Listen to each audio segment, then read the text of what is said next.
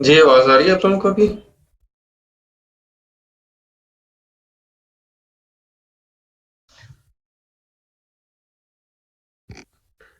अच्छा, ठीक है। अच्छा मुझे असाइनमेंट्स का बताइए क्या स्टेटस है? आप लोगों ने बना ली हैं? 5 प्रोडक्ट्स आपने निकाली थी। वालेकुम सलाम। कितने लोगों ने कर ली हैं?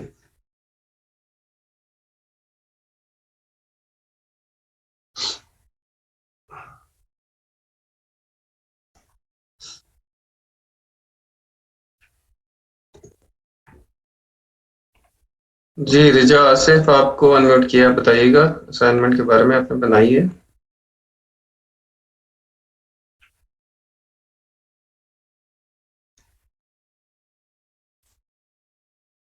रिजा आसिफ आपको अनम्यूट किया है, आप हैं यहाँ पे?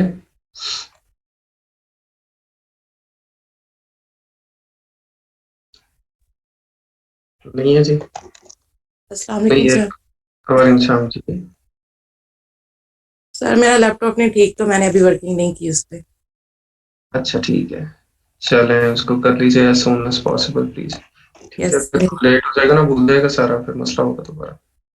ठीक है? जी सर मैं करती हूँ इंशाल्लाह। Okay, okay. अच्छा, अली रज़ा आपको 1 मिनट में अनम्यूट करता हूँ। आप बताइए आपके क्या मसले मसाइल हैं? हाँ जी, आपको अनम्यूट किया। अस्सलाम वालेकुम सर। वालेकुम सलाम। सर मुझे यानी कि ये पूछना था कि सर जो प्रोडक्ट को सब रैप शिपिंग और वैट और रैपिंग फी ये तो ये चीज़ें क्या अज्यूम करेंगे हम या हमें यानी कि जो हमारा होलसेलर है उससे तो कांटेक्ट नहीं है यानी कि वो तो हमें नहीं देंगे ना अभी। तो जब ये हम कैलकुलेशन कर रहे होंगे प्रॉफिट मार्जिन में और आरओआई में तो सर ये सारी चीज़ें हम अज्यूम करेंगे। नहीं, उसके लिए आप देखिए होलसेलर्स की वेबसाइट्स हैं जहाँ पे काफ़ी सारी वेबसाइट्स हैं जहाँ पे जस्ट आप अकाउंट बनाते हैं। आप जी सर। साइन अप करते हैं, उसके बाद वो आपको होलसेल रेट्स वहाँ पे दिखाना शुरू कर देते हैं। ठीक है? तो आप जो भी प्रोडक्ट आपकी होगी वो लिखेंगे गूगल पे, साथ आप लिखेंगे wholesale suppliers in in UK या यूएस, जहाँ पे भी आप उसको ढूँढ रहे हैं। और उधर से आपको उसका वो जो है मिल जाएगा, उसका होलसेलर होलसेलर का सर रेट वो आप वहाँ पे ले यानी लें। सर सर हमें वो वही होलसेलर मिलेगा जिसका ब्रांड हम सेल कर लेंगे या किसी भी होलसेलर से हम प्राइस लेकर अपना यानी कि ये कैलकुलेशन एक दफा कंप्लीट कर हाँ जी, सकते हैं। हाँ जी, हाँ जी, हाँ जी, बिल्कुल। और सर ये एक पूछना था जो माई सेल शेयर में हमने जो लिखनी है सर ये जो हमारे कंपिटिटिव होंगे उन जो टोटल सेल होगी उनके साथ डिवाइड करनी है या ओवरऑल जितने सेलर होंगे उनके साथ डिवाइड करनी है। नहीं, जो कंपिटिटिव सेलर होंगे ना आपके, जी उनके सर। साथ आप, ठीक है, और सर कंपीटिंग। ये ठीक हो गया सर ये आया था ना कि आपने कहा था कि एवरी 90 डेज अमेजोन की वो जो सेलिंग प्राइस उसकी हमें जाके चेक करनी है। तो हम्म, यानी कि एफ बी ए। तो सर हम्म। वो मैंने एक प्रोडक्ट देखी थी तो उसमें सिर्फ ना एफ पी एम आ रहा था तो उस प्रोडक्ट की तरफ नहीं जाएंगे जिसमें एफ पी एम आ रहा होगा। उसके अंदर आप फिर एफबीएम कर सकते हैं ना। ठीक है? ठीक। तो उसके लिए फिर ये कि आपके पास वो होना चाहिए है वेयर हाउस, और उसकी मतलब प्रेप सेंटर के साथ आपकी बात हुई हो ऑलरेडी कि इस तरह से हम जो है वो आपके पास स्टॉक भेजेंगे और आपको हमारे प्रोडक्ट्स को शिप करना, तो उसमें फिर एफबीएम कर सकते हैं आप उस प्रोडक्ट की, कोई मसला नहीं है उसके अंदर भी। और सर ये एक चीज आपने यानी कि देखी कि वो अमेजोन सेलर सेंटर पे जाके यानी कि ये चीज गेटेड है या अनगेटेड है। तो हम्म। सर वो उस वक्त ही हम चेक कर सकते हैं जब हम हमारे पास अपना अकाउंट होगा। अ, हाँ जी, आप वो उस वक्त ही चेक कर सकते हैं। तो सर अगर हम यानी कि जब हम ब्रांड अगर हमने एक प्रोडक्ट यानी कि चूज कर ली तो उसका सारा क्राइटेरिया हमारे पास कंप्लीट हो गया है तो फिर हम जो उधर यानी प्रोडक्ट के ऊपर ब्रांड का नाम लिखा होगा उधर से जाकर उसके साथ कांटेक्ट करेंगे या किसी और वे से जाकर कांटेक्ट करेंगे। प्रोडक्ट पे अमेज़न पे ब्रांड का नाम जहाँ लिखा होगा। जी सर जब हम यानी कि कोई ब्रांड यानी कि कोई नहीं, नहीं, प्रोडक्ट वहाँ से देखते नहीं, हैं वहाँ से नहीं, आप उसे गूगल से उसकी वेबसाइट ओपन करेंगे उस ब्रांड की, उस वेबसाइट जी सर। को करके, और वहाँ पे कॉन्टैक्ट अस फॉर्म या उन्होंने कुछ डिटेल्स वहाँ पे दी होंगी कॉन्टैक्ट करने की, वहाँ पे उसे कॉन्टैक्ट करेंगे। सर ये ना यानी कि ना कुछ प्रोडक्ट्स के साथ ना वो लिखा आ जाता है यानी कि ऑथेंटिकेशन मतलब कि उनको हम उनकी इजाजत के बगैर सेल नहीं कर सकते उनके साथ ऑथेंटिकेशन लिखा आ जाता है। ऐसे ही है। वो चलिए। तकरीबन हर ब्रांड पे लिखा हुआ आएगा। ठीक है, वो सब पे ठीक हो लिखा गया, हुआ है। ठीक हो गया, ठीक। Thank you sir.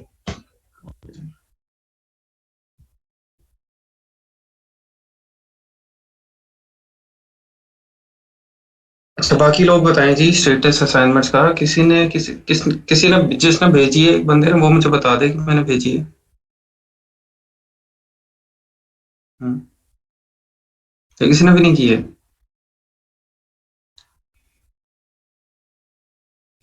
मेरे ख्याल इस तरह तो नहीं आप लोग करेंगे, इसके ऊपर कोई करना पड़ेगा कुछ जजा सजा वाला मामला।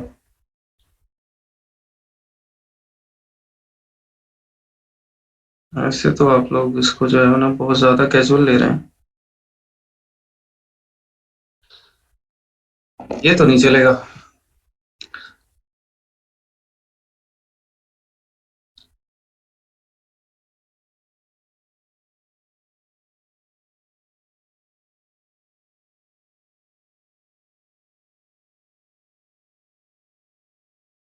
अच्छा, तो करें, उसके अंदर क्या दे रहे हैं? तो आपको एक हफ्ता पहले कर लेना चाहिए था ना।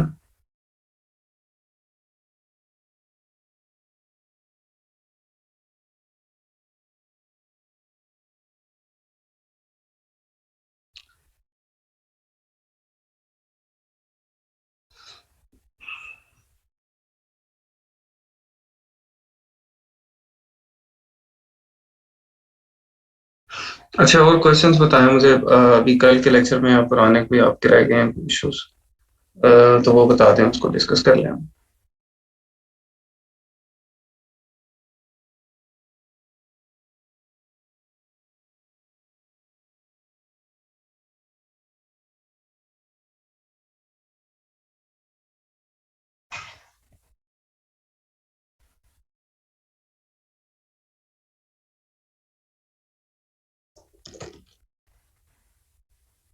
जी, हैं कोई क्वेश्चंस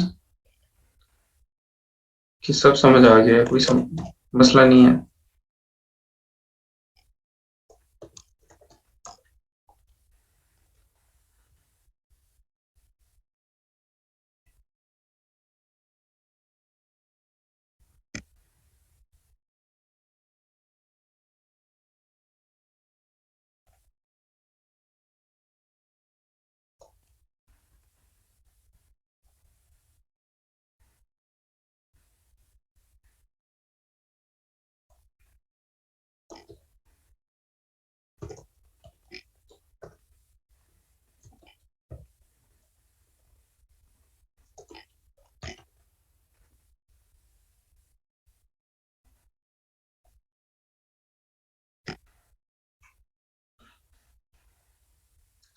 प्रेप सेंटर और अमेज़न एक ही है?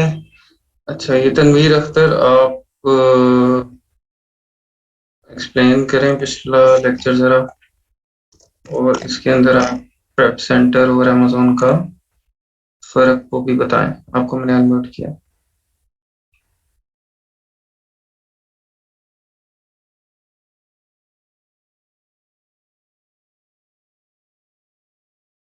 अस्सलाम वालेकुम। वालेकुम सलाम। जी सर, हमने होलसेल एफपीए के बारे में पढ़ा है। तो होलसेल एफपीए के जो कुछ इसके फ़ायदे ये हैं कि इसमें हमें लिस्टिंग नहीं बनानी पड़ती, हमें बल्क में प्रोडक्ट्स परचेज नहीं करनी पड़ती। हम किसी के लिस्टिंग के साथ जाके जुड़ जाते हैं, और इसका फ़ायदा ये है कि हम जब चाहे वाइंड अप भी कर सकते हैं, और अगर हमें एक अच्छी प्रोडक्ट मिलती है तो वो हमें जल्दी जो है बेनिफिट भी देना स्टार्ट कर देती है। तो और इसके नुकसान ये है कि हमें जो है इसकी कंपनी बनानी पड़ती है। पहले पहले हमें इसकी ऑथेंटिक वेबसाइट बनानी पड़ती है, और उनकी अप्रूवल लेनी पड़ती है। तो उसमें टाइम लगता है ज़्यादा। उसमें हमें ईमेल करनी पड़ती है ब्रांड से अप्रोच करने के लिए, और जो अप्रूवल दे वो फिर हमारे क्राइटेरिया पर पूरा भी उतरनी चाहिए। तो इस तरह ये अप्रूवल लेने में थोड़ी सी मुश्किल होती है। और फिर जो है हम उनके साथ जो है मी टू लिस्टिंग करके तो हम सेल कर सकते हैं। और इसके अलावा इसमें एक बाय बॉक्स होता है। बाय बॉक्स कंपेटिटिव है, जो सेलर्स होते हैं उन जो एक ही लिस्टिंग के साथ जुड़े होते हैं उनमें वो रोटेट करता रहता है। तो मतलब 3 अगर कंपेटिटिव सेलर्स हैं तो 8-8 घंटे तीनों के पास बाय बॉक्स रहेगा। तो क्यों 8-8 इस घंटे वेट हो गए? सर वो इक्वली रोटेट होता रहता है ऐड टू नहीं, कार्ट वाला इक्वली रोटेट बॉक्स। नहीं होता, बिल्कुल नहीं जी होता इक्वली रोटेट। वो तो उसके फैक्टर्स हैं ना, जी ये आपके जो रिव्यू है और एक मिनट।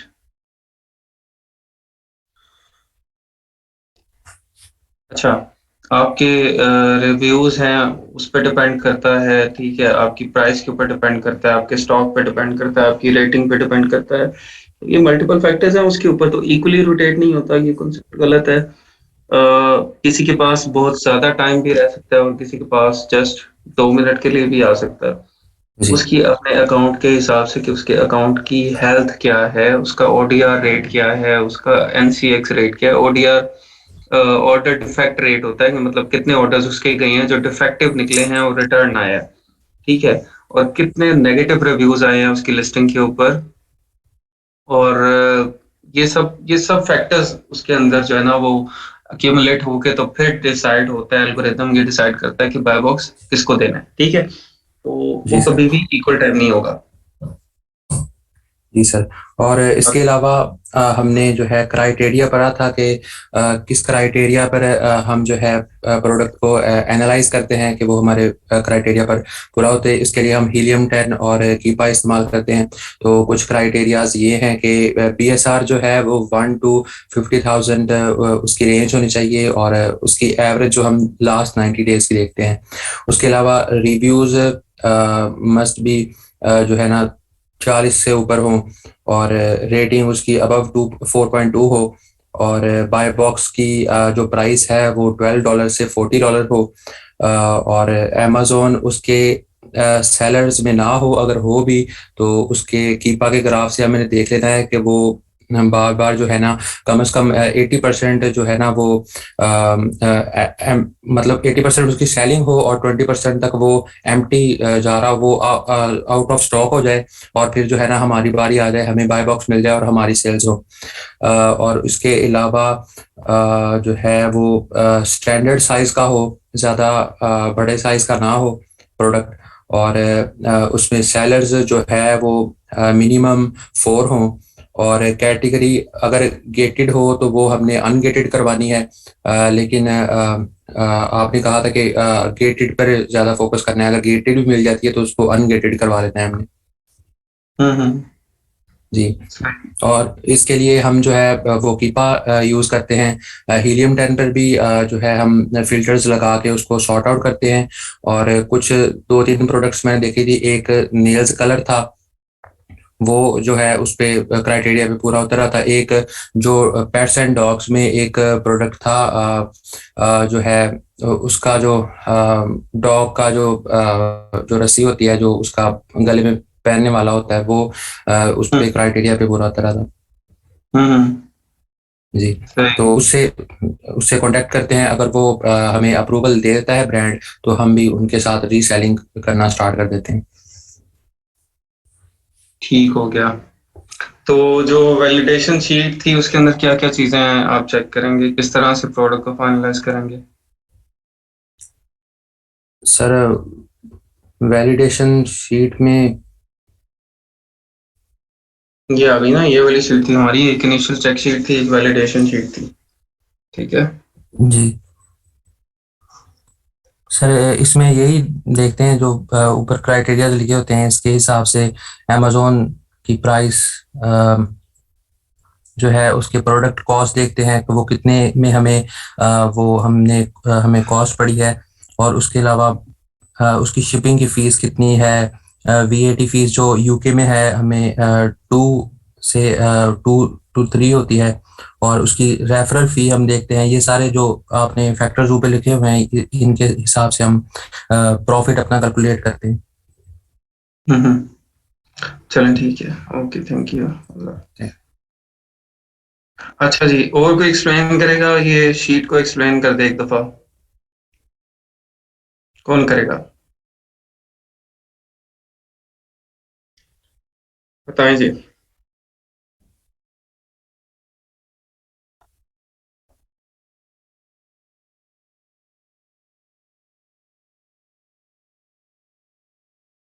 भाई शीट कल समझ नहीं आई थी आप लोगों को सबको? समझ आई थी कि नहीं आई थी?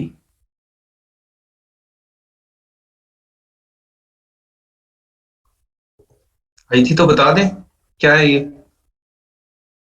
आपको ही समझ आई है सिर्फ, अली रजा, बाकी किसी को समझ नहीं आई कल?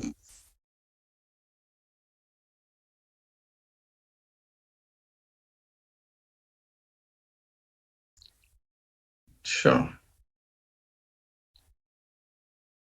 मेरे ख्याल नींद का टाइम ना लोगों का ज्यादा हो गया है सबका। ये ना 2-3 घंटे मेरे ख्याल बढ़ा लिया है सबने, 10 बजे के बाद भी जो है वो सो रहे होते हैं ऑन करके।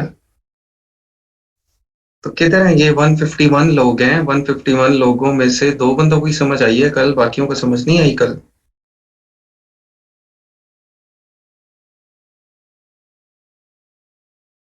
अच्छा, बताना बताना नहीं आता तो ये तो बता दें कम से कम कि समझ आ गई है हमें। बताने की बात तो नहीं कर रहा मैं।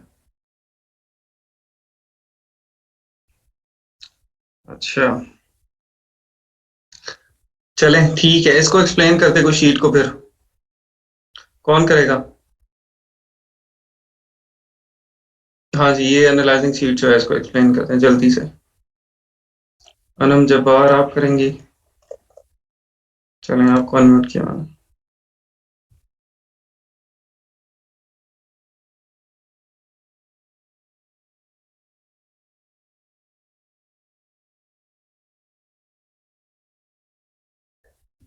अस्सलाम वालेकुम सर। वालेकुम सलाम।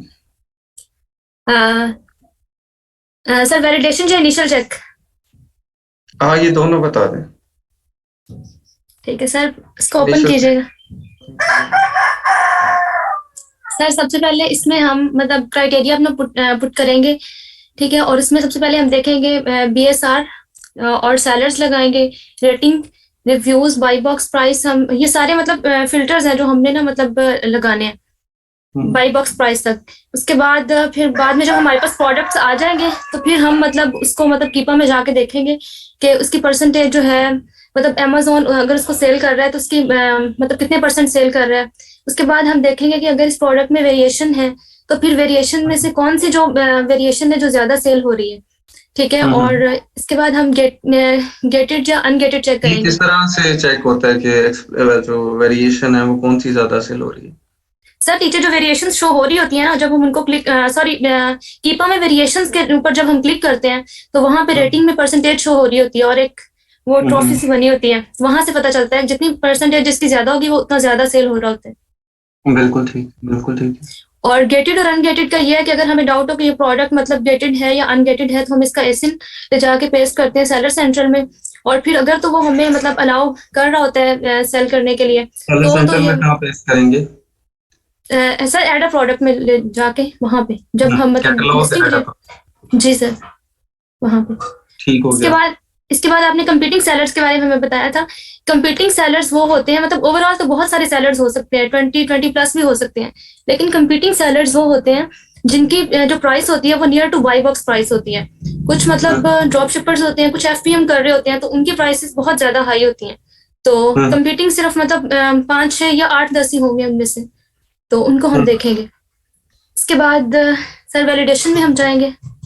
वैलिडेशन में हम मतलब जो है अपने सप्लायर से जब हम अप्रूवल के बाद जो हमें शीट मिलेगी उसमें से हम देखेंगे प्रोडक्ट कॉस्ट, ठीक है, कि मतलब जो हमें हमारा जो सप्लायर जो कॉस्ट दे रहा है उसको लेंगे हम, उसका एसिन लेंगे और प्रॉफिटेबिलिटी कैलकुलेटर में जाएंगे, वहां पे एसिन पेस्ट करके प्रोडक्ट कॉस्ट डाल के वहां से हम अपना प्रॉफिट निकालेंगे। ठीक है। और इसके बाद जो है हम अपना प्रॉफिट मार्जिन और ROI निकालेंगे, ठीक है। ROI में हम मतलब हम प्रॉफिट और कॉस्ट और जो प्रेप एंड शिपमेंट कॉस्ट है इनको प्लस करके और मल्टीप्लाइड बाई करेंगे 100 से तो हमारे पास ROI परसेंटेज आ जाएगी। और जो प्रॉफिट मार्जिन है उसमें हम क्या करेंगे कि प्रॉफिट जो है, जो हमारा प्रोडक्ट का प्रॉफिट निकला सप्लायर कॉस्ट को पुटअप करने के बाद उसको हम डिवाइड करेंगे अमेजोन पे जो प्रोडक्ट मतलब जितने में सेल हो रही है उससे डिवाइड करके हमारे पास निकल आएगा प्रॉफिट मार्जिन। और जो इस प्रोडक्ट की सेल्स है ये हमें ब्लैक बॉक्स से पता चलती है, और वैसे भी जब हम एक्सरे की एक्सटेंशन रन करते हैं तो हमें पता चल रहा होता है कि ये प्रोडक्ट कितना सेल हो रहा है, और वहीं हाँ, से हमें एक्सरे से कर बीएसआर। लेंगे या जंगल स्काउट एक्सटेंशन से कर जी लेंगे ना, सेल वहाँ जी पे सर। कोई नहीं चेक हो जाएंगे। जी सर, और वहीं से रेवेन्यू भी पता चल जाता है। इसके बिल्कुल। बाद अमेजोन की जो बाई बॉक्स परसेंटेज है, मतलब अगर उस प्रोडक्ट पे अमेजोन है तो कितने परसेंट है, तो ये हमने मतलब इसमें मेंशन करेंगे हम। अगर नहीं है तो मतलब जितने वो में ये कर कहाँ देंगे से हम चेक mention।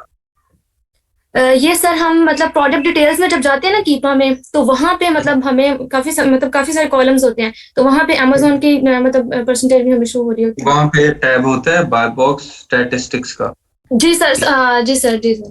बाय बॉक्स ये देखें कीपा, और यहाँ जी पे सर। ये है डाटा, फिर ये है बाय बॉक्स स्टैटिस्टिक्स। यस तो सर। ये बता रहा होता है जी कि जी। यहाँ पे कितने परसेंट मतलब की सेलर के जी पास बाय बॉक्स रहा, इतने परसेंट इस पर। अगर अमेजोन के पास यहाँ पे अबव 20-30% बाय बॉक्स रहा है तो फिर हम वो प्रोडक्ट को उसको रिजेक्ट कर देते हैं।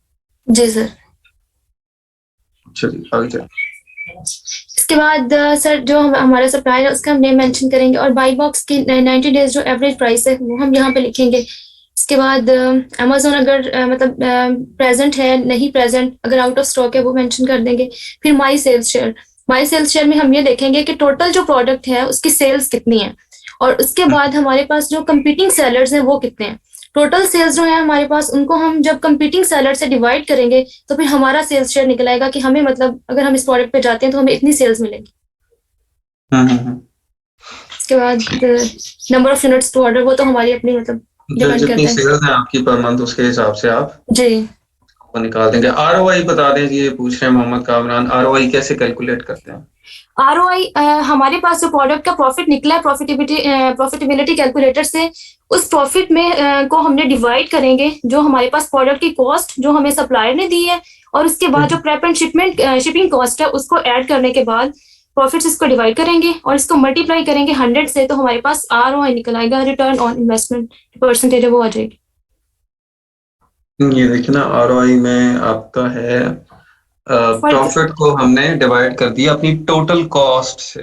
जी सर, मतलब जो हमने मतलब पे करनी है। जो टोटल कॉस्ट हमने लगाई, जो जो हमने इन्वेस्ट किया था, जी पैसे जो सर। हमने खर्चे थे, उससे हम प्रॉफिट को डिवाइड करेंगे, तो जी। इससे हमारा आरओआई करेगा। ठीक है। आरओआई निकल।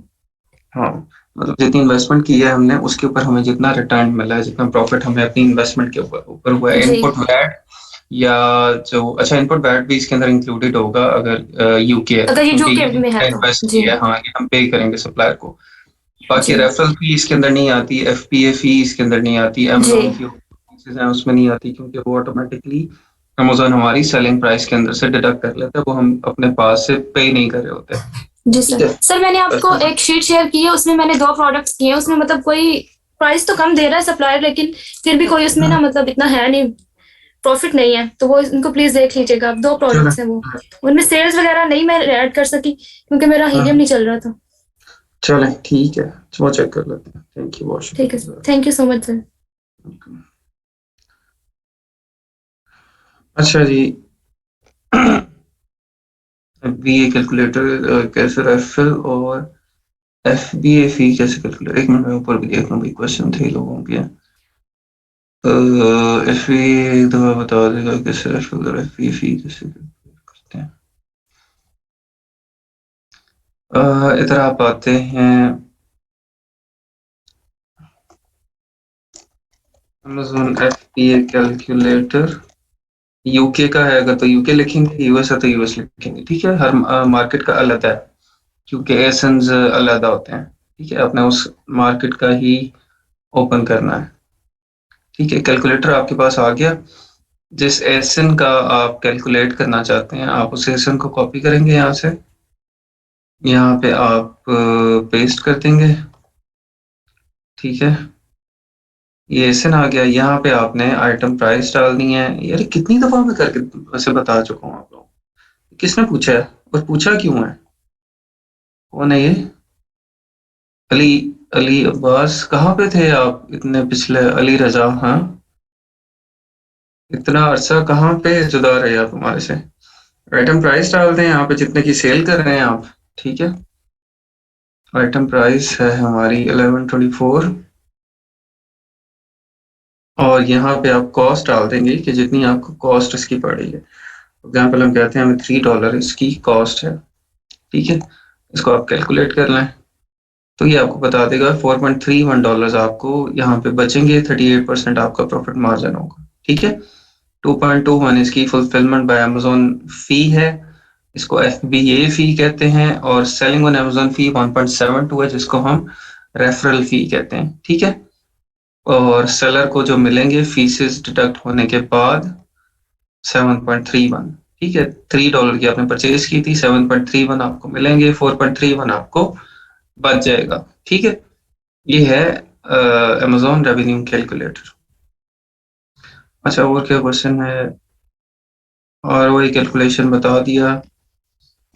इसके बाद माई सेल्स शेयर आपने देखना है कि टोटल जो कंपिटिटर्स कंपीटिंग सेलर्स हैं वो कितने, और जो टोटल सेल्स हैं उसकी कितनी है। जो total sales for example 1000 unit है, एक प्रोडक्ट की 1000 यूनिट पर मंथ सेल हो रहा है और 10 सेलर उसको बेच रहे हैं, तो हर एक सेलर को हम हमारे एस्टिमेट के मुताबिक ऐसा होगा नहीं, लेकिन just to have an estimate हम कह सकते हैं कि 100 सेल्स हर सेलर के हिस्से में आएंगी, ठीक है। उसके हिसाब से हम स्टॉक जो है वो ऑर्डर कर देते हैं। और ये जो 10 सेलर आप लेंगे, ये 10 सेलर कंपीटिंग सेलर्स होंगे जो कि बाय बॉक्स के लिए कंपीट कर रहे होंगे। वो सारे सेलर्स नहीं होंगे जो कि ड्रॉप शिपर्स हैं और बहुत हाई प्राइस हटा के हैं रखे हुए हैं, और इंटरेस्टेड सेलर्स नहीं है, ठीक है। कंपीटिंग सेलर्स आप लेंगे सिर्फ। बाय बॉक्स चैट में से एक ही पर्सन शो रहा हो और 100% वही हो, तो इसका क्या मतलब? इसका मतलब बाय बॉक्स उसी को मिल रहा है, आपको उस तरह की प्रोडक्ट में जाने की जरूरत नहीं है। आप इसको 90 डेज 180 डेज भी चेक कर लें, अगर वही पर्सन है, बाय बॉक्स नहीं शेयर हो रहा, तो फिर आप उस प्रोडक्ट से बिल्कुल दूर रहें। वेबसाइट क्यों जरूरी है FBA में? अच्छा, वेबसाइट इसीलिए जरूरी है कि मैंने ये प्रोडक्ट ढूंढ ली, ठीक है। ऑरिफिल की ये प्रोडक्ट है, थ्रेड्स हैं, मुझे अब ये चाहिए। अब मुझे जाना है ऑरिफिल के पास, ठीक है। ऑरिफिल से मुझे इसके स्टॉक को लेना है और मुझे इसकी अप्रूवल लेनी है कि मैं इसको सेल कर सकूं, ठीक है। मतलब मैं एक इसका रीसेलर बनना चाह रहा हूँ, या इसका मैं डिस्ट्रीब्यूटर बनना चाह रहा हूँ, या होलसेलर बनना चाह रहा हूँ, बेसिकली मैं ऑरिफिल का। अब ऑरिफिल मुझे अपना स्टॉक क्यों देगा? जब ऑरिफिल को लगेगा कि मैं उसके बिजनेस में एक वैल्यू प्रोवाइड करूंगा, ठीक है, मैं उसकी सेल्स को एनहांस करूंगा या मैं उसके ब्रांड इमेज को बेहतर करूंगा, ठीक है, तो फिर ही मुझे ऑरिफिल अपना ही स्टॉक देगा और अपना रीसेलर बनाएगा ना, ठीक है। अब उसके लिए क्या है कि मुझे एक अथेंटिक जो सेलर होना और एक अथेंटिक होलसेलर, एक अथेंटिक रिटेलर होना मेरे लिए बहुत जरूरी है। ऑथेंटिक रिटेलर होने की क्या निशानी है? वो वहां पे बैठा है, वो सब लोग ऑनलाइन चेक करते हैं, सब कुछ ऑनलाइन चेक करते हैं। वो जाके ये नहीं होता कि बंदा जाके फिजिकली किसी के ऑफिस जाके देख रहा है कि भाई इसका ऑफिस बना हुआ है, कैसा बना हुआ है, और इसने स्टॉक रखा हुआ है नहीं रखा हुआ, ठीक है। सब कुछ ऑनलाइन चेक हो रहा है, तो वो ऑनलाइन देख लेंगे इसकी वेबसाइट किस तरह की है, इसकी प्रोफेशनल वेबसाइट है या नहीं, इसका वैट रजिस्टर्ड है या नहीं, ठीक है, इसका EIN नंबर इसके पास है या नहीं in the case of US। और अगर यूएस में तो रीसेलर जो परमिट है, reseller certificate, tax exemption certificate इसके पास है या नहीं, इसकी LLC रजिस्टर्ड है या नहीं, ठीक है। और इसकी वेबसाइट जो है वो वेबसाइट किस लेवल की बनी हुई है, वेबसाइट के ऊपर ये क्या प्रोडक्ट सेल कर रहा है, और ये जो प्रोडक्ट सेल कर रहा है वो क्या एक्चुअली रियल में सेल भी हो रही है या नहीं हो रही, ठीक है। वो किस तरह से चेक होता है कि आपकी जो प्रोडक्ट्स हैं रियल में अगर सेल हो रही हैं, तो आपके पास एक चेकआउट मेथड भी होगा, ठीक है। आप जब कस्टमर वहां पे ऐड टू कार्ट करके तो प्रोडक्ट्स को चेकआउट भी कर सकेगा, तो वहां से समझ आती है कि एक रियल वेबसाइट है जिसके ऊपर चीजें सेल हो रही हैं, ठीक है। लोग क्या करते हैं गलती के, वेबसाइट बना लेते हैं, वेबसाइट बना के उसके ऊपर चेकआउट मेथड नहीं लगाते, और सप्लायर आता है, कोई ब्रांड आता है चेक करने के लिए कि मैं देखता हूँ कि किस तरह का रिटेलर है, जब वो देखता है कि उसकी वेबसाइट तो बनी हुई है लेकिन वेबसाइट खरीदने का तरीका नहीं है कोई, मैंने ऐड टू कार्ट कर लिया, अब मैं चेकआउट किस तरह से करूँ, पेमेंट मेथड ही नहीं लगा हुआ उसके ऊपर, ठीक है। तो इस तरह की गलतियां करते हैं जिसकी वजह से फिर ब्रांड्स अप्रूवल नहीं देते। अच्छा जी, वेबसाइट की जरूरी है, अब कौन सा मिल गया सर? अगर बाय बॉक्स स्टार्ट मैंने बता दिया। ब्रांड से अप्रूवल लेकर लिस्ट कैसे करेंगे प्रोडक्ट को सर? हम वो कैसे कैलकुलेट करेंगे, हमें कितने पीस चाहिए? अच्छा ये कितने पीस चाहिए वो तो मैंने बता दिया कि आप अपना सेल्स शेयर कैलकुलेट कर लेते हैं और फिर उसके हिसाब से आप ऑर्डर बनाते हैं। जैसे 1000 पीसेस पर मंथ सेल हो रहे हैं और 10 कंपीटिंग सेलर्स हैं, तो आप एज्यूम करते हैं कि 100 यूनिट हर एक को सेल आएगी, तो आप 100 यूनिट उसके ऑर्डर कर देते हैं। ठीक है, आप कम भी कर सकते हैं, 50 कर सकते हैं। आपके जो डिस्ट्रीब्यूटर है, सप्लायर है, उसके एमओक्यू पे डिपेंड करता है कि वो आपको कितने यूनिट प्रोवाइड कर देता है। वो आपको 50 देगा, मिनिमम 100 देता है, मिनिमम आपको 500 देता है, कितने देता है। ठीक है, तो वो जो भी कोई मिनिमम ऑर्डर क्वांटिटी है या आपका बजट है, उसके हिसाब से ऑर्डर कर सकते हैं। अच्छा, ब्रांड अप्रूवल लेके लिस्ट किस तरह से करेंगे वो मैं आज बता देता हूँ आपके। अपने प्रोडक्ट लिस्ट किस तरह से करनी है, अपने जो होलसेल की प्रोडक्ट है उसको किस तरह से उसकी लिस्टिंग बनाते हैं। ठीक है, वो मैं आपको आज इंशाल्लाह एक्सप्लेन कर देता हूँ। ऐसा हो सकता है कि हम जिस कैटेगरी पे काम कर रहे हैं वही प्रोडक्ट लगा दें साइट पे। वो वही प्रोडक्ट, बिल्कुल वही प्रोडक्ट भी आप लगा सकते हैं, वो और उस कैटेगरी की लेकिन इस तरह होता नहीं है। अगर तो आप कैटेगरी स्पेसिफिक होलसेल करना चाह रहे हैं, फॉर एग्जांपल मैं होलसेल स्टार्ट की उसमें और मैं कहूँ कि मैं पेट सप्लाईज ही करूंगा, मैंने पेट सप्लाईज ही करनी है, पेट की प्रोडक्ट्स ही करनी है। ठीक है, मैंने पक्का इरादा कर लिया और मैंने इसी के इवेंचुअली ब्रांड्स को लेके आना है और उनकी एक्सक्लूसिविटी लेनी है। तो फिर उसके लिए मैं क्या करूँगी, अपनी जो वेबसाइट है वो मैं पेट रिलेटेड ही बनाऊंगा। मेरी वेबसाइट के ऊपर सारी पेट की प्रोडक्ट्स होंगी, पेट के फूड होगा, उनके टॉयज होंगे, उनके कपड़े, जूते, बेल्टें, चादरें, जो भी कुछ, टॉवल, सब कुछ टॉयज का ही होगा। ठीक है, तो वो वेबसाइट बना के फिर जब मैं ब्रांड्स के पास जाऊंगा और सप्लायर्स के पास जाऊंगा, तो वो उनको कितना ऑथेंटिक लगेगा कि भाई ये एक बंदा, ये जो ब्रांड है, फॉर एग्जांपल मेरा एबीसी ब्रांड है। ठीक है, तो वो कहेंगे कि एबीसी ब्रांड तो डील ही पेट में करता है, तो डेफिनेटली ये हमारी प्रोडक्ट को बूस्ट देगा, ये इसको ऑफलाइन भी सेल करेगा, ऑनलाइन भी इसको जो है वो सेल्स इंक्रीज करेगा, इसका ब्रांड इमेज भी हमारा बेहतर करेगा। ठीक है, तो वो फिर आपकी एक चांसेस ज्यादा बन जाते हैं आपके डिस्ट्रीब्यूटर या ब्रांड से अप्रूवल। लेकिन इनिशियली जब हम लोग शुरू करते हैं तो काफी लोगों को पता ही नहीं होता कि हमें कौन सी प्रोडक्ट्स सेल करनी है, हमें किस कैटेगरी में जाना है, और वो रैंडमली सिर्फ पीछे पड़े होते हैं कि हम कोई कोई प्रोडक्ट हमें मिल जाए जिसमें हमें कोई $2-3-4 बच रहे हों। ठीक है, अब इस केस में आपकी वेबसाइट जो है वो एक जनरल स्टोर होगी जिसके ऊपर काफी सारी कैटेगरीज की प्रोडक्ट्स होंगी। आपकी इलेक्ट्रॉनिक्स भी लगी होगी, पेट सप्लाईज भी लगी होगी, होम एंड किचन की भी लगी होंगी, उसकी जो ग्रोसरी एंड फूड उस तरह की आइटम भी लगी होंगी। ठीक है, और डीआईवाई एंड टूल्स की आइटम, तो वो जनरल स्टोर एक बन जाएगा आपका जिसपे काफी सारी कैटेगरीज होंगी और काफी सारी कैटेगरीज की आइटम। उसमें फिर कोई भी सप्लायर जब चेक करेगा तो उसको अपनी कैटेगरी मिल जाएगी। ठीक है, लेकिन बेटर अप्रोच मैं आपको बताऊं होलसेल स्टार्ट करने की, जो बेटर अप्रोच है वो ये है कि आप लोग हमेशा एक कैटेगरी स्पेसिफिक होके स्टार्ट करें। ठीक है, कैटेगरी स्पेसिफिक होके स्टार्ट करने के बाद आप उसको स्केल अप कर सकेंगे। ठीक है, आपको अपने बेसिकली आपके टारगेट का पता होगा, आपके विजन का पता होगा, आपने जाना कहाँ पे। ठीक है, आपने स्टार्ट कर लिया, फॉर एग्जांपल आपने स्टार्ट किया पेट स्टोर से। ठीक है, पेट रिलेटेड सप्लाईज और इन चीजों से, तो आपको पता है कि मेरा टारगेट क्या है कि इनिशियली मुझे चाहिए प्रोडक्ट्स जैसे मैं सस्टेन कर सकूं, मैं होलसेलर से ले लूं, डिस्ट्रीब्यूटर से भी ले लूं, लेकिन मैं कुछ अर्सा सस्टेन कर जाऊं, अपनी रेटिंग बना लूं अपने स्टोर की। उसके बाद फिर आप ब्रांड्स के पास जाते हैं।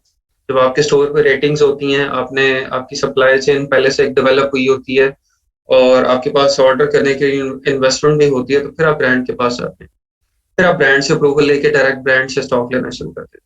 ठीक है, तो आपको 3-4 ब्रांड काफी होते हैं। 3-4 ब्रांड्स की आप प्रोडक्ट्स लगा लें और उनकी प्रोडक्ट्स आपकी चल रही हैं तो वो बहुत है। ठीक है, एक ब्रांड की भी 50-60 प्रोडक्ट है, तो आप खुद ही देख लेना कि 3-4 ब्रांड्स की कितनी बन जाएंगी और उसमें कितनी प्रॉफिटेबल होगी। अच्छा, ब्रांड्स के बाद साथ चलने के बाद फिर आप कुछ अर्सा गुजारते हैं, आपको 1 साल 1.5 साल गुजारे हैं ब्रांड्स के साथ करें, छोड़ कुछ ब्रांड्स को फ़िल्टर करें, कुछ ब्रांड्स को ऐड करें। उसके बाद आप आते हैं ब्रांड्स एक्सक्लूसिविटी की तरफ कि आप एक्सक्लूसिवली वो ब्रांड आपको ही प्रोडक्ट दे ऑनलाइन सेल करने के लिए या एटलीस्ट अमेज़न पे सेल करने के लिए, ठीक है? आप उसके एक्सक्लूसिव डिस्ट्रीब्यूटर बन जाएँ फॉर अमेज़न या फॉर ऑनलाइन सेलिंग। तो ये चीज़ जब आपको मिल जाती है ना, तब आपका होलसेल का बिज़नेस ऑटोमेशन पे आ जाता है, ठीक है? इसके बाद आपका होलसेल का बिज़नेस ऑटोमेशन पे आ जाएगा क्योंकि आपको आपका ब्रांड फिक्स है, आपको पता है मैंने इस ब्रांड से प्रोडक्ट लेनी है, आपने उस ब्रांड से स्टॉक ले लिया, तो उसका फिक्स टाइम है कि 15 दिन बाद, 20 दिन बाद आपका स्टॉक आना है, जाके अमेज़न के वेयरहाउस में जाना है, लिस्टिंग में ऐड हो जाना है, बिकना शुरू होगा, फिर 15-20 दिन बाद दोबारा आएगा। आपको प्राइस वॉर की टेंशन नहीं है क्योंकि आप एक्सक्लूसिव डिस्ट्रीब्यूटर हैं, कोई आके आपसे ज़्यादा प्राइस कम नहीं कर सकता, ठीक है? या और किसी को स्टॉक मिलेगा ही नहीं, आप ही सिर्फ उसको सेल कर रहे हैं। तो एट द एंड आप उस टारगेट को अचीव कर जाएँगे, अगर आप एक कैटेगरी रिलेटेड स्टोर की तरफ जा रहे होंगे, ठीक है? स्पेसिफिक नीश में जा रहे होंगे। अगर आप जनरल स्टोर में जा रहे होंगे तो उसके अंदर फिर चीज़ों को नैरो डाउन करना और एक सर्टेन प्लेस के ऊपर पहुँचना बहुत मुश्किल हो जाता है। क्योंकि कभी आपको पैसे बच रहे होते हैं इलेक्ट्रॉनिक्स में, तो आप उसके पीछे भागना शुरू हो जाते हैं, फिर आपको पेट सप्लाइज पे पैसे बचते हैं, आप वो लेना शुरू कर देते हैं, ठीक है? फिर होम एंड किचन की कोई आइटम आ जाती है, आप वो स्टार्ट कर देते हैं। तो इसी तरह से मार-धाड़ चलती रहती है, आप उसके जो मतलब प्रॉफिट अर्न करने के पीछे लगे रहते हैं, लेकिन आपका बिज़नेस एक ऑटोमेशन पे नहीं आता, स्केलेबल नहीं होता वो, ठीक है? तो जो भी कोई स्टार्ट करेगा उसके अंदर मेरा मशवरा यही है कि आप एक कैटेगरी रिलेटेड एक स्पेसिफिक नीश के अंदर होलसेल स्टार्ट करेंगे, ठीक है? वो नीश आप देख लें जो भी आपको इंटरेस्टिंग लगती है। देखिए बिकती तो सारी हैं, सारी चलती हैं, डीआईवाई टूल्स भी चलते हैं, पेट सप्लाइज भी चलती है, होम एंड किचन भी चलती है, सब कुछ चलती है। आपको जिसमें इंटरेस्ट है, आपको अच्छा लगता है या जिसमें आप देखें कंपटीशन कम है, उस नीश के अंदर चल रहे हैं, ठीक है? और फिर उस नीश को अच्छी तरह से टारगेट इस तरह से करें कि उस नीश के एक-एक ब्रांड का नाम आपको याद हो और उस नीश में सेल करने वाला एक-एक सेलर का आपको पता हो कि इसमें अमेज़न पे कौन-कौन सेलर है और कौन-कौन सा ब्रांड है जो मेरी नीश में काम करता है, ठीक है? जैसे आप ये चले थ्रेड्स की एग्जांपल ले लेते हैं, ये थ्रेड्स हैं, ये आर्ट्स एंड क्राफ्ट्स के अंदर आते हैं। तो आर्ट्स एंड क्राफ्ट में आपको पता होना चाहिए कि थ्रेड्स के कौन-कौन से ब्रांड है। एक ओरिफिल है, ओरिफिल ब्रांड जो है ये यूरोप का ब्रांड है, यूएस का है, ठीक है? यूरोप का ब्रांड लग रहा है, ये इसको साउथ अफ्रीका में भी डील कर रहा है, ऑस्ट्रेलिया में भी कर रहा है, यूएस में भी कर रहा है। इसके अलावा थ्रेड्स के और कौन-कौन से ब्रांड्स हैं यूएस में जो कि ऑपरेट करते हैं और इसके बाद कौन-कौन से सेलर्स हैं अमेज़न के ऊपर जो कि थ्रेड्स को सेल करते हैं स्पेसिफिकली। ये सब डाटा आपको बिल्कुल आपकी फिंगर टिप्स पे होना चाहिए, ठीक है? एक टाइम पे आके। तो उसके बाद फिर आपका ये होलसेल का बिज़नेस जो है ऑटोमेशन पे आता है। अदरवाइज़ होलसेल बहुत ज़्यादा हेक्टिक है, ठीक है? अगर आप इसको एक स्ट्रीमलाइन करके चीज़ों को नहीं चलते हैं ना, तो ये बहुत ज़्यादा हेक्टिक बिज़नेस है। एक आप कंटिन्यूअसली जो है ना वो आपके कोई 100 यूनिट कहीं से आ रहे हैं, कोई 100 कहीं से आ रहे हैं, 100 किसी सप्लायर से लिए हैं, 100 कहीं से लिए हैं। उसकी इनवॉइस बन गई, उसका पता चला वहाँ पे यूपीएस लेने गया सप्लायर के पास, वहाँ पे वो स्टोर बंद है उसका। वो आपने उससे बात की कि भई आप इसको रीशेड्यूल कर लें, रीशेड्यूल करके मीनवाइल पता चला कि दूसरा सप्लायर जो है उसका मसला हो गया। हेक्टिक है बहुत ज़्यादा, ठीक है? तो इसको स्टार्ट से ही आपको एक विज़न बना के तो फिर चलाना पड़ेगा अगर इसको आपको ऑटोमेशन की तरफ लेके जाना है तो। अच्छा जी, सर क्या ऐसा हो सकता है कि हम जिस कैटेगरी पे काम कर अचीव ऐसा कुछ सेलर बाय बॉक्स की प्राइस से ज़्यादा प्राइस लगा के बैठे हैं बाय बॉक्स में इन सम प्रोडक्ट्स बाय बॉक्स की प्राइस से ज़्यादा प्राइस लगा के बैठे हैं। हाँ जी, मोस्ट ऑफ द टाइम यही होगा ना कि बाय बॉक्स की प्राइस से ज़्यादा ही प्राइस होगी ना, अगर कम प्राइस होती तो ज़्यादा चांसेस है कि बाय बॉक्स उसी के पास होता, ठीक है? कम ही सेलर होंगे जो मिलेंगे आपको कि बाय बॉक्स की प्राइस से उनकी प्राइस कम होगी। Most of the time buy box की प्राइस से प्राइस ज़्यादा ही होगी, ठीक है? हाँ जी, वेबसाइट बनाने को मैं बताऊँगा आपको, ठीक है? कल परसों को एक दिन रख लेते हैं, उसके ऊपर आपको वेबसाइट बनाना वो सिखा दूँगा।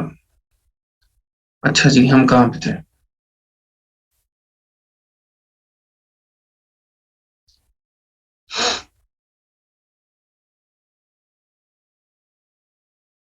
अच्छा, प्रेप सेंटर का आप लोगों को पता चल गया कि प्रेप सेंटर होता क्या है बेसिकली। प्रेप सेंटर जो है वो आपका एक आप समझ लें कि आपका एक ऑफिस है यूएस या यूके के अंदर। बाय बॉक्स में मैक्सिमम मिनिमम प्राइस कितनी होगी? मैक्सिमम मिनिमम बाय बॉक्स में वो जिस सेलर की प्राइस है उसी उस वही बाय बॉक्स की प्राइस होगी ना। जो सेलर जिसने लगाया होगा जो सेल कर रहा होगा उस आइटम को, वही बाय बॉक्स की प्राइस होगी जिस भी सेलर के पास होगा बाय बॉक्स। ठीक है। आप ना इसमें बड़े कंफ्यूज हैं क्योंकि आप लोग पढ़ते नहीं है बाद में, आप देखते नहीं है। पता नहीं आप amazon.com.co.uk भी खोल के देखते हैं कि नहीं देखते। अच्छा, ये देखिए ना, ये इस सेलर की प्राइस थी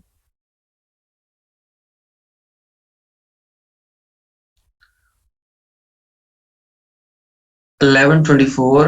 amazon इसको खुद सेल कर रहा है, ठीक है, सोल्ड बाय amazon है। ठीक है, 1124 का amazon इसको सेल कर रहा है, तो बाय बॉक्स की प्राइस क्या है? वो भी 1124 है। ठीक हो गया। तो जो कोई सेलर प्राइस लगाएगा वही बाय बॉक्स की प्राइस होगी। आप मिनिमम कितना कर सकते हैं, आपकी मर्जी है। ठीक है, ये फॉर एग्जांपल आपका स्टोर है, $11 का अमेजोन बेच रहा है, आप कहते हैं मैं इसको $2 का बेचूंगा, बेच दें। नुकसान आपने बर्दाश्त करना है, आप डील कर रहा है, मसला है, तो आप इसको $2 का बेच दें। ठीक है। मैक्सिमम में मैक्सिमम में एक लिमिट है। मैक्सिमम में एक लिमिट है, आप इसको $20 का, $25 का नहीं लिस्ट कर सकते। ठीक है।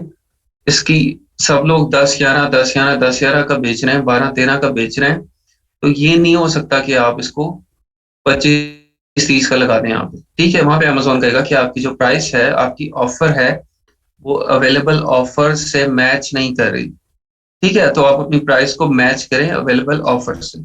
मतलब मैं $2-3 ऊपर कर लें, $4 ऊपर कर लें, लेकिन जो बाय बॉक्स की प्राइस है उससे नियर ही आप उसको रखें। ठीक है। तो अब इसके अंदर मेरे ख्याल 30-40% इंक्रीमेंट, 50% इंक्रीमेंट आप लगा सकते हैं, या उसकी कोई स्पेसिफिक उन्होंने बताया नहीं कभी कि आप इससे ज्यादा प्राइस इंक्रीज नहीं कर सकते। लेकिन वो देखता है एक्चुअली कि जो एग्जिस्टिंग बाय बॉक्स प्राइसेस हैं वो क्या चल रही हैं, एग्जिस्टिंग सेलर्स की प्राइसेस क्या चल रही हैं। अब सेलर्स हैं 11, 12, 13, 14, 13, 14, ठीक है, 14 से ऊपर मुझे नजर नहीं आया कोई। तो इसका मतलब है कि आप इसको 25-30 तो नहीं लगा सकते। आप 14 पे मैक्सिमम है, आप 16 लगा दें, 17 लगा दें, 15 लगा दें। ठीक है, तो ये चीज है। मिनिमम आपकी मर्जी है, मैक्सिमम अमेजोन की मर्जी है। ठीक है, अवेलेबल ऑफर्स की बहुत ज्यादा अनरियलिस्टिक आप नहीं लगा सकते। उसका फायदा कोई नहीं ना, आप 25 लगाते हैं इसको, लगा के आप बैठे रहेंगे, आपकी सेल ही नहीं आएगी, आपको सेल ही नहीं मिलेगी। ठीक है। इसी तरह से वो मैंने कुछ यूनिट्स जो हैं वो जब नहीं निकालने होते कि भाई ये बेचने ही नहीं है, इनको संभाल के रखना है, तो उनकी प्राइस ही अनरियलिस्टिक लगा देते हैं हम। ठीक है। एक था $34 की थी एक आइटम, उसको मैंने $42-43 लगा दिया, तो वो पड़ा हुआ है, वो बिकता ही नहीं है। ठीक है। जस्ट कुछ $4-7 उसकी प्राइस ज्यादा है। ठीक है, लेकिन उस पर सेल ही नहीं आती है, क्योंकि जो लोग बेच रहे हैं 34 के सारे बेच रहे हैं, तो मैं 42 का बेच रहा हूँ, मेरा क्यों बिकेगा भाई। ठीक है। तो मैक्सिमम की लिमिट है, that should be near to the available offers. Minimum की लिमिट कोई नहीं, वो आपकी मर्जी है, आपने वैसे ही फ्री देना, फ्री दे दें। 0.11 लगा दें। मैंने कभी लगा के नहीं देखा, शायद वो उसके ऊपर भी अमेजोन कह दे आपको कि आपकी प्राइस जो है वो मैच नहीं कर रही है अवेलेबल ऑफर से। अच्छा, अप्रॉक्सीमेटली क्या है, जहाँ पे आपका स्टॉक जाता है और वो स्टॉक जो है वो सबसे पहले इंस्पेक्ट होता है। मतलब ये आप समझें कि आपका ही एक ऑफिस है, आपका वेयर हाउस है यूएस में, जो कि आप उसको पर पीस पे करते हैं। ठीक है, आप उसको रेंट पे ही नहीं करते हैं, फिक्स्ड कॉस्ट आपने नहीं पे की हुई, लेकिन जब आपका सामान जाता है और वो आपके जो स्टॉक है उसके साथ उसको तैयार करते हैं, तो उसकी प्रिपरेशन करते हैं, तो पर पीस पर आइटम वो आपको चार्ज करते हैं। ठीक है। हमने जहाँ पे भी कहीं एड्रेस देना होता है, मतलब सप्लायर से हमारा स्टॉक जाना है या हमारा अमेज़न के वेयर हाउस से रिटर्न जाना है, तो हम उस प्रेप सेंटर का एड्रेस देते हैं। ठीक है, उस प्रेप सेंटर का एड्रेस देते हैं, वहाँ पे हमारी आइटम जो है वो जो सप्लायर से भी उधर शिप होती हैं, और अगर अमेज़न से कोई रिटर्न आनी है कोई चीज़, तो वो भी वहाँ पे रिटर्न होगी, उस प्रेप सेंटर के एड्रेस के ऊपर होगी। क्योंकि पाकिस्तान का एड्रेस तो वहाँ यहाँ आप दे नहीं सकते। ठीक है, ना आपका वहाँ पे यूएस में कोई ऑफिस है, ना आपका कोई अपना वेयर हाउस है, ना आपका घर है, ना आपका बिजनेस कोई फिजिकल लोकेशन के ऊपर है, तो हम क्या करेंगे, प्रेप सेंटर के एड्रेस को अपना जो सप्लाई चेन है उसके एड्रेस के लिए यूज करते हैं। प्रेप सेंटर कहाँ से मिलते हैं? गूगल भरा हुआ है, फेसबुक भरा हुआ है प्रेप सेंटर से। ठीक है, यहाँ पे आप लिखते हैं प्रेप सेंटर्स इन यूएस। ठीक है, साथ आप अमेज़न पे लिखते हैं बेशक। अच्छा जी, ये आ गया अमेज़न FBA प्रेप, FBAP ई फुलफिलमेंट सर्विस। ठीक है, दी न्यू लॉजिस्टिक्स, जी जी नाम है इनके।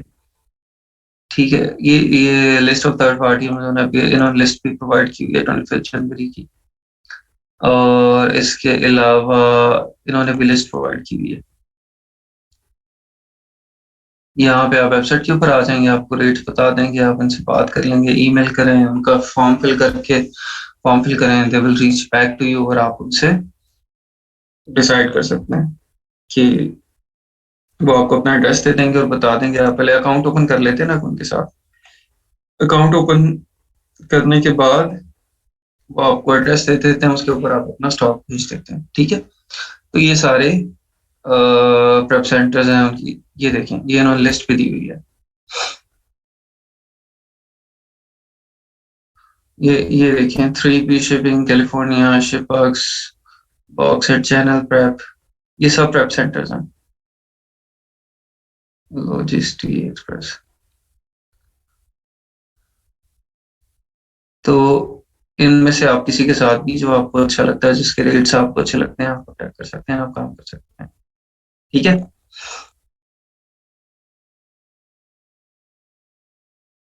हाँ जी, स्टॉक पहले प्रेप सेंटर जाएगा आपका, फिर अमेज़न जाएगा। अच्छा, अब ये हर एक यूनिट के लिए, हर एक स्टॉक के लिए फिक्स नहीं है। फॉर एग्जांपल मैं एक मिनट, मैं कोई आइटम खोलता हूँ, दो क्यों है? अच्छा, मैंने ये थ्रेड लिया, इस थ्रेड का जो बॉक्स है, ठीक है, फॉर एग्जाम्पल ये वाला बॉक्स बना हुआ है। ठीक है, इस बॉक्स के ऊपर जो मैन्युफैक्चरिंग बार कोड है, अमेज़न उसको एक्सेप्ट करता है। मैन्युफैक्चरिंग बार कोड वगैरह क्या होता है वो भी मैं शिपमेंट क्रिएट करूंगा तो वहां पे आपको दिखाऊंगा। अच्छा, अमेज़न जो है वो एक्सेप्ट करता है मैन्युफैक्चरिंग बार कोड, मतलब मुझे FNSKU लेबल लगाने की जरूरत नहीं है। इसके ऊपर जो मैन्युफैक्चरर ने बार कोड लगाया हुआ है, अमेज़न उसको एक्सेप्ट कर रहा है, तो FNSKU लगाने वाला खर्चा मेरा बच गया। ठीक है, अब इसके ऊपर जस्ट इसका जो बड़ा कार्टन होगा ना, जिसके अंदर ये वाले डब्बे होंगे, 50 डब्बे होंगे, 40 होंगे, 45 होंगे। ठीक है, ये बॉक्स है 45 थ्रेड्स का। ठीक है, तो अब ये 45 थ्रेड्स का एक बॉक्स है, कोई 50 बॉक्सेस एक कार्टन के अंदर होंगे बड़े, तो मुझे सिर्फ उस कार्टन के ऊपर एक शिपिंग लेबल लगाना है।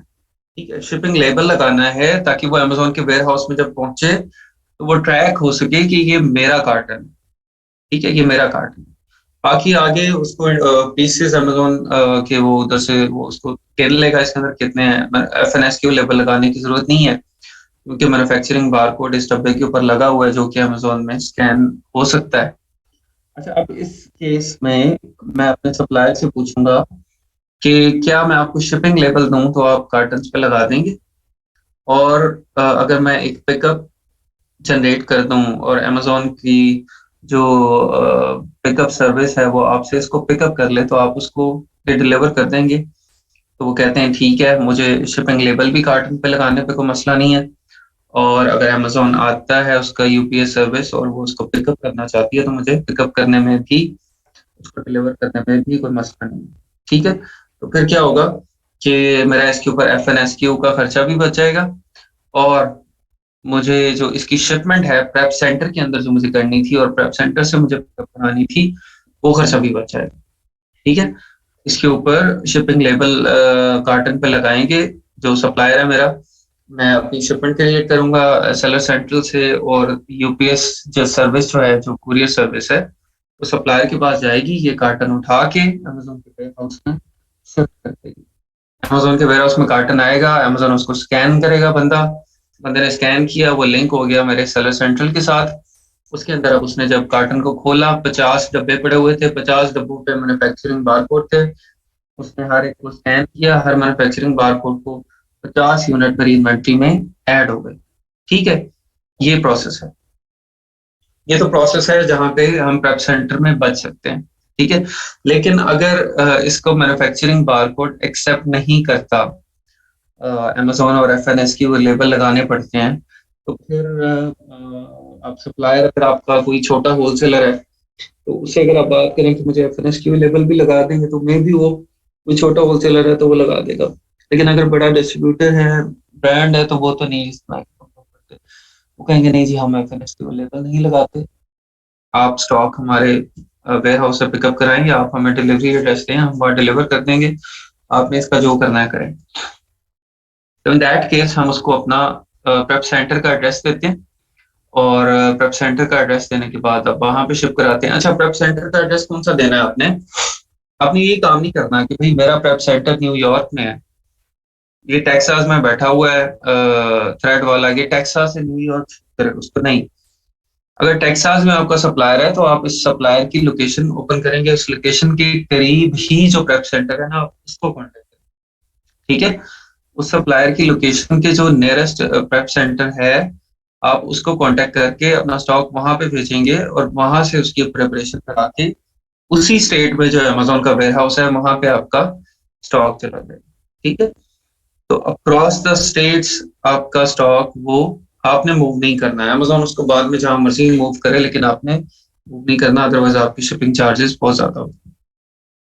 ठीक है, अगर आपको सप्लायर फ्री शिपिंग देता है तो कहते हैं कि ठीक है, मैं फ्री शिपिंग देता हूँ, मैं आपको एक स्टेट से, कैलिफोर्निया से मैं आपको वाशिंगटन शिप कर दूंगा, फ्री शिपिंग है मेरी, तो फिर आप करवा लें। जो आपका पुराना प्रेप सेंटर चल रहा है, जिसके साथ आपका अच्छा काम है, आपका एतमाद है, आप उसको शिप करवा लें।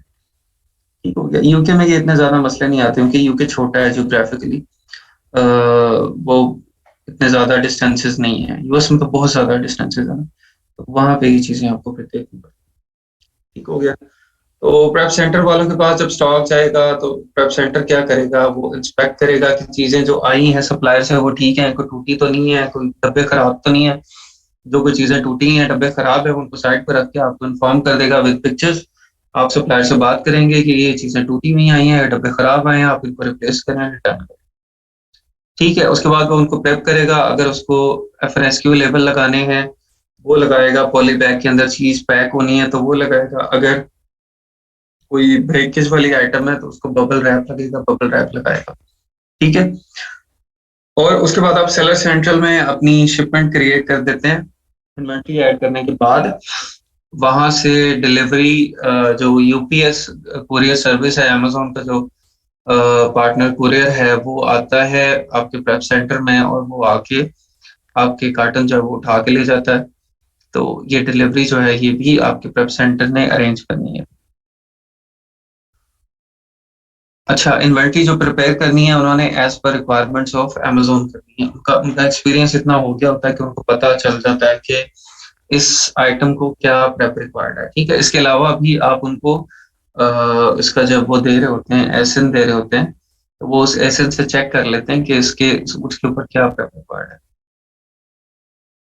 Prep centre services are usually cost effective as compare to Amazon. Amazon थोड़ा सा ज्यादा चार्ज करता है और प्रेप सेंटर में थोड़ा कम हो जाता है, लेकिन इन सब केसेस अमेज़न हमें चीप पड़ता है, प्रेप सेंटर महंगा पड़ता है। जैसे मैंने पहले भी आपको एग्जांपल दी थी कि कहीं पे अगर शिपिंग चार्जेस हमें ज्यादा पड़ रहे हैं प्रेप सेंटर से और अमेज़न, और सिर्फ FNSQ लेबल लगने हैं या FNSQ लेबल भी नहीं लगने और मैन्युफैक्चरिंग बारकोड ही चल जाना है, तो फिर आपको प्रेप सेंटर भेजने की जरूरत नहीं है। या FNSQ लेबल भी फॉर एग्जाम्पल लगने हैं प्रेप सेंटर आपको चार्ज कर रहा है 20 सेंट्स, और आपका जो अमेजोन है वो चार्ज कर रहा है 30 सेंट्स, लेकिन आपके शिपिंग चार्जेस बच रहे हैं। ठीक है, सप्लायर से प्रेप सेंटर जाने वाला जो रूट है उसके पैसे शिपिंग के आपके बच रहे हैं, और सप्लायर से डायरेक्टली अमेजोन के वेयर हाउस में जा रहा है, तो फिर आपको 30 सेंट्स वाला अमेजोन से करवा लेंगे। ठीक है, वो सस्ता पड़ेगा हमें।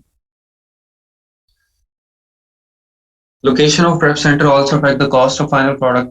बिल्कुल, ये मैंने एक्सप्लेन कर दिया आपको कि उसके डिस्टेंस जो है, आपने सप्लायर जहां पे होगा वहीं पे प्रेप सेंटर आपने ढूंढना है उसको भेजने का प्रोडक्ट। ठीक है, यहाँ पे आपका सोर्सिंग जो है बेसिकली वो मैटर करती है। देखिए, प्राइस तो फिक्स है, ये ऊपर नीचे होनी है। अब जिसने भी प्राइस कम करनी है अपनी परचेज के हिसाब से करनी है। एक चीज अगर आपने सस्ती खरीदी है, वो आपको सस्ती पड़ी है, आपने आपने शिपमेंट प्लान वाइजली क्रिएट किया है, अपने प्रेप उसकी वाइजली करवाई है, तो कल को आप जाके उस लिस्टिंग में प्राइस कम ज्यादा कर सकते हैं। आप प्राइस गिरा के बाय बॉक्स ले सकते हैं। एक आपने चीज ही महंगी ली है, आपको शिपमेंट ही उसकी इतनी महंगी पड़ी है, आपने प्रेप इतनी महंगी करवाई है, तो लिस्टिंग जब लाइव होगी तो आप क्या करेंगे? आप तो अपने कंपटीटर से प्राइस नीचे नहीं कर सकते, क्या आपको तो वो लॉस में जाएगी। ठीक है, तो यहाँ पे सोर्सिंग राइट करना है होलसेल में, that is the main technique. If you done sourcing right तो फिर आपको सेल करने में कोई मसला नहीं है। ठीक है, सेल तो ऑलरेडी उस लिस्टिंग पे हो रही है ना, जिस लिस्टिंग पे आप सेल करने जा रहे हैं। आपने कोई नई सेल जनरेट तो नहीं करनी है, उसके 600-700 पीस महीने के बिक रहे हैं, आपने भी अपने बेचने हैं। आप अपने कब बेच सकेंगे? जब आपने सस्ते परचेज किए होंगे। अगर आपने सोर्सिंग सस्ती नहीं की है तो फिर आप compete नहीं कर सकते हैं उसके। फिर आप सारे खर्चे करके, सारी खजलपारी करने के बाद ही उसमें लॉस करवा लेंगे। ठीक है, और सोर्सिंग सस्ती कहाँ से पड़ती है? आपके एक तो first hand supplier, second hand आप जो शिपमेंट क्रिएट कर रहे हैं उससे, थर्ड हैंड आप जो प्रेप करवा रहे हैं वहां से। ये 3-4 चीजें मिलके आपकी सोर्सिंग को सस्ती बनाते हैं। प्रेप सेंटर का पर्पस मैंने बता दिया है आपको। 1 मिनट है, 1 मिनट।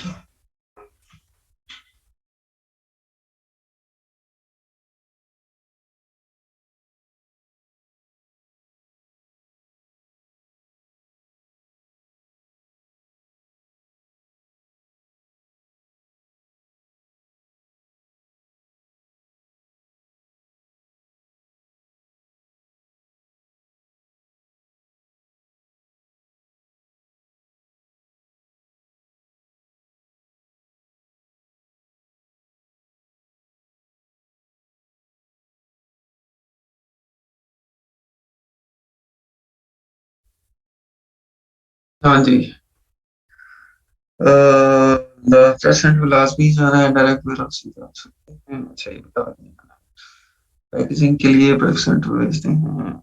अच्छा,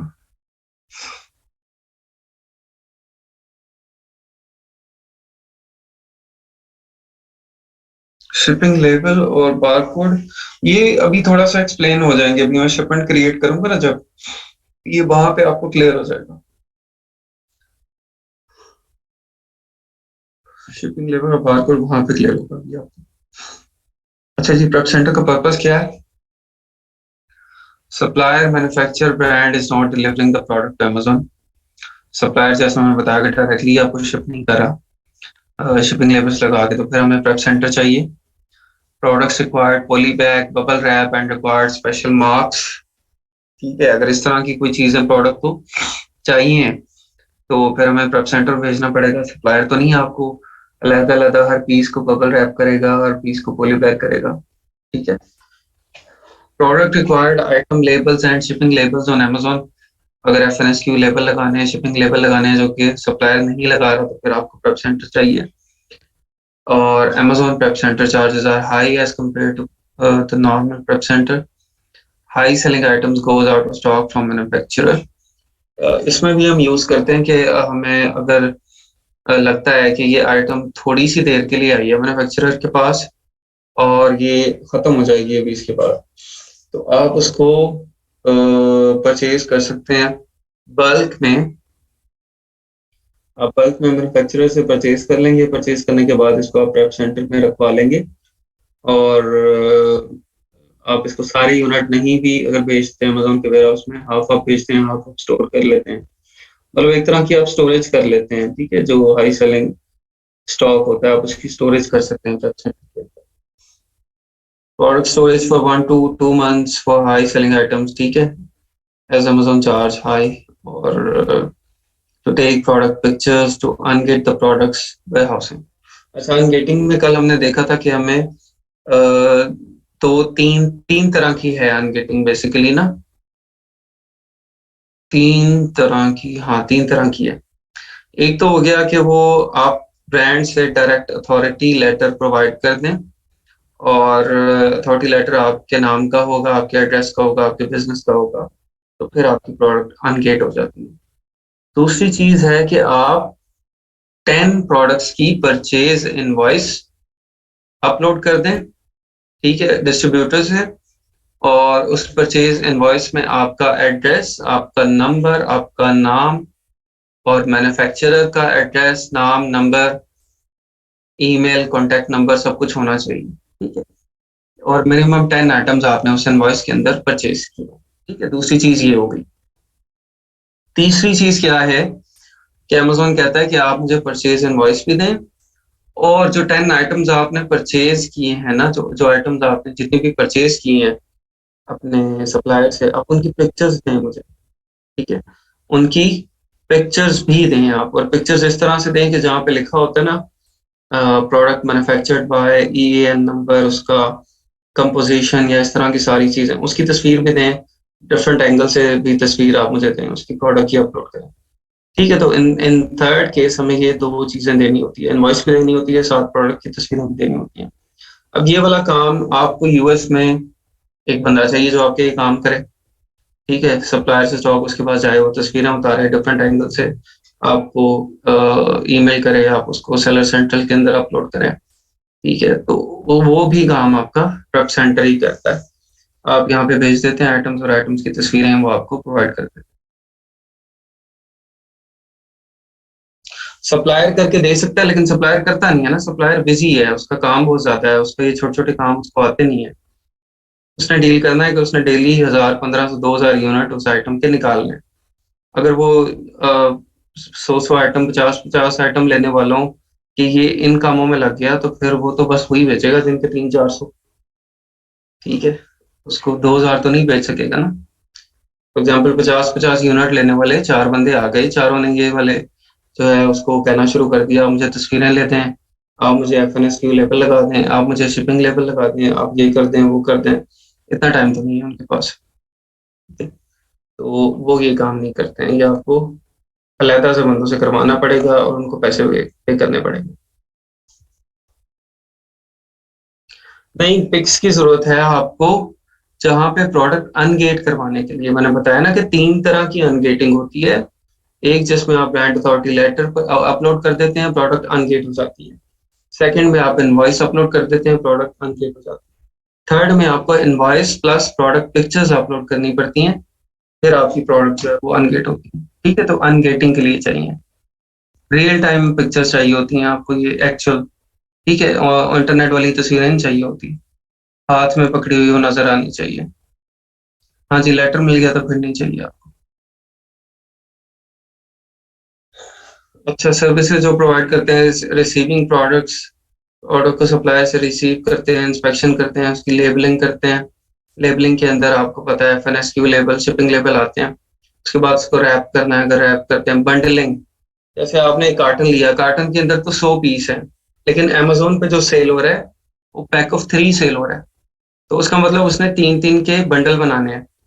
तो 3-3 के बंडल किस तरह से बनाते हैं? 3-3 को इकट्ठा करके या तो एक ही पॉली बैग में बंद कर देते हैं, या उसको रैप करना है, या मतलब 3-3 के पीस बनाते हैं, 3 पीसों के ऊपर एक FNSQ लेबल लगाते हैं, ठीक है। तो इसे कहते हैं बंडलिंग। बॉक्सिंग, अब वो 3-3 का जो बना है बंडल, उसको वो एक अलग बॉक्स में 20-20 यूनिट करके डाल देंगे, ठीक है। शिपमेंट क्रिएशन, कुछ वेब सेंटर्स आपकी शिपमेंट क्रिएशन भी वही कर देते हैं, आपने उनको जस्ट एक चाइल्ड अकाउंट बना के देना होता है। अगर मतलब रेगुलर आप काम कर रहे हैं किसी प्रेप सेंटर के साथ, तो आप उसको एक चाइल्ड अकाउंट बना देते हैं, और चाइल्ड अकाउंट में आप उनको बाकी एक्सेस नहीं देते, लेकिन शिपमेंट क्रिएशन वगैरह की एक्सेस उनको दे देते हैं, तो वो शिपमेंट भी आपकी ऑटोमेटिकली वही क्रिएट करते हैं। ठीक है, फॉरवर्डिंग टू अमेजोन, फिर इसको अमेजोन को फॉरवर्ड भी कर देते हैं, फोटोग्राफी अगर करवानी है वो भी कर देंगे। और अगर आपने स्टोर करना है प्रोडक्ट को, वेयर हाउसिंग, मतलब अगर आप स्टोरेज चाहते हैं कि मुझे 1-2 महीने के लिए प्रोडक्ट को स्टोर करना है, वो सर्विसेज भी आपको प्रोवाइड कर देंगे। ये आपको मैंने इसका जो प्रोसेस है वो बता दिया है। क्या है कि सबसे पहले इन्वेंट्री परचेज होगी, प्रेप सेंटर पे जाएगी, और वहां पे उसकी इंस्पेक्शन और प्रिपरेशन होगी, फिर शिपमेंट प्लान क्रिएट होगा। शिपमेंट प्लान क्रिएट होने के बाद कुरियर सर्विस आएगी, उसको पिकअप करेगी और अमेजोन का फुलफिलमेंट सेंटर में जाएगी। FC जहाँ पे भी आप देखें, it means Amazon fulfilment centre. ठीक है, फुलफिलमेंट सेंटर मतलब उसका जो वेयर हाउस है, FBA वेयर हाउस है।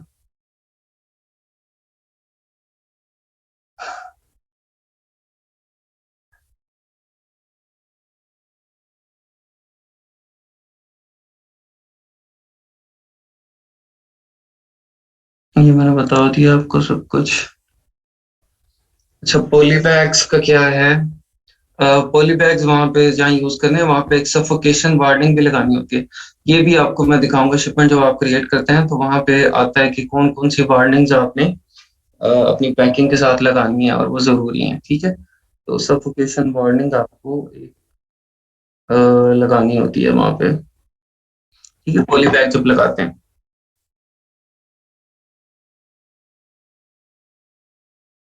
अच्छा, ensure from prep center that they should follow all the labels requirement of Amazon, or prep center shall have all available the sizes of polybag to easily place the product. अच्छा जी, ठीक है, तो पता हमें। Bundling का भी मैंने बता दिया कि कुछ आइटम्स हैं जिनको बंडल करना होता है, वो पैक ऑफ 3, पैक ऑफ 5 बनाना होता है, तो वो उसको बंडलिंग भी वो करते हैं। और इसके अलावा स्टोरेज, अच्छा स्टोरेज जो होती है ना, इवन अमेजोन के वेयर हाउस में भी, और आपका जो प्राइवेट वेयर हाउस होता है, पर्सनल आपका जो, मतलब जो आप यूज करते हैं, पर्सनल तो नहीं, क्या कहेंगे उसको, अदर देन अमेजोन जो आपका वेयर हाउस होता है, ये दोनों आपको जो स्टोरेज फी चार्ज करते हैं, ये आपका पर क्यूबिक फीट चार्ज करते हैं कि आपकी आइटम्स कितना वॉल्यूम ले रही हैं। ठीक है, उनके उनके पास जो स्पेस है वो तो वॉल्यूम के अंदर है ना, उसका एक वॉल्यूम है। जैसे उन्होंने कोई 1 कनाल का 2 कनाल का वेयर हाउस बनाया हुआ, तो लिमिटेड स्पेस है उसकी, तो वो हर सेलर को उसका जो स्टॉक वहां पड़ा होता है, तो उसने जितना एरिया कवर किया हुआ है ना पर क्यूबिक फीट, वो उसको चार्ज करते हैं। ठीक है, तो हर एक का फॉर्मूला लेता होता है, किसी ने पर क्यूबिक फीट को ज्यादा चार्ज करता है, कोई कम करता है। अच्छा जी, prep centre charge for storage up to 10 days, 15 days, 30 days, etc. Our priority is to prepare the item within a week and ship it to Amazon. Make sure that the prep center prepare the items in less time with maximum efficiency. Storage charges of $25 per pallet for 10 days is reasonable. ठीक है, एक palette क्या होती है? Palette पता है आप लोगों को? पैलेट क्या होती है?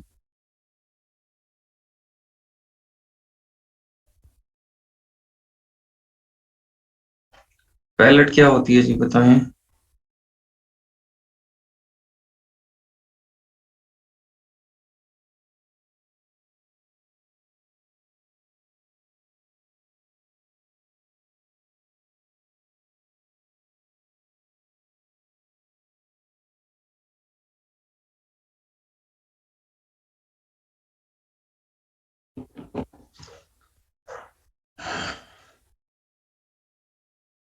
अच्छा जी, मैं आपको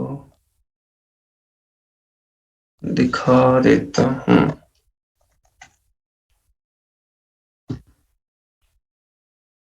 ये है जी पैलेट।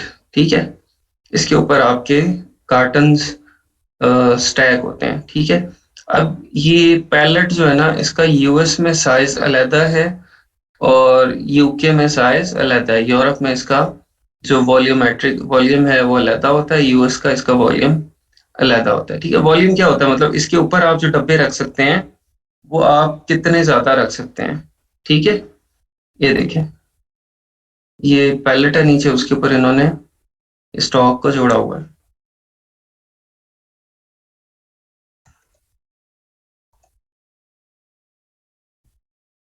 ये देखेंगे कार्टन ऊपर पड़े हुए हैं।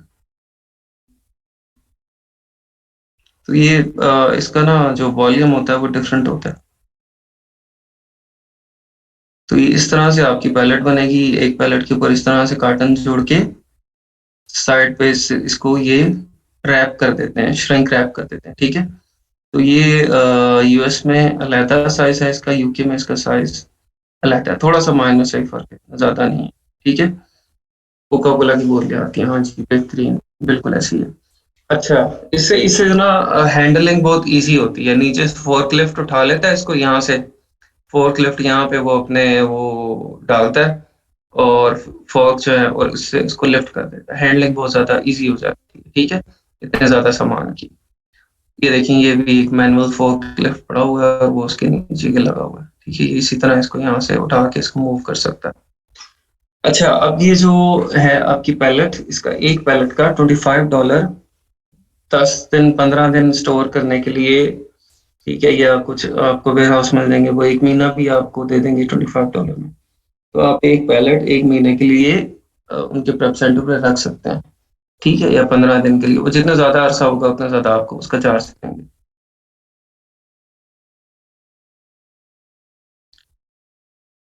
अच्छा जी, आगे क्या है? अच्छा, आगे शिपमेंट क्रिएट करना आ गया।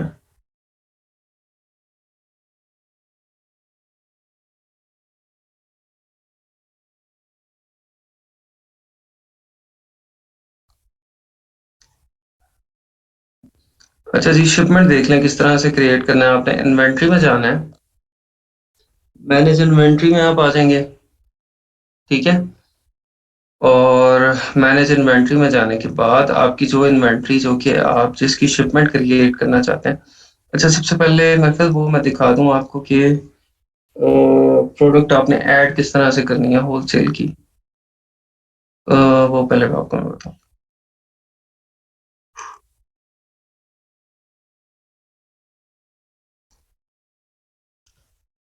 आपने अमेजोन पे लिस्टिंग फाइनल कर ली, जो कि आपको सेल करनी है, ठीक है, जिसमें आपने ऐड होना है। सबसे पहले तो आप वो फाइनल कर लेंगे ना, आपने सारा क्राइटेरिया लगा लिया, वैलिडेशन कर ली, इनिशियल चेक कर लिया, सब कुछ करने के बाद आपने फाइनल कर लिया कि भाई ये मैंने ये जो है ना जी फ्यूल एनर्जी फार्मूला ये मैंने बेचना है, ठीक है। क्राइटेरिया आपका सारा पूरा हो गया, ये आपने सेल करना है। आप इसका एसन लें,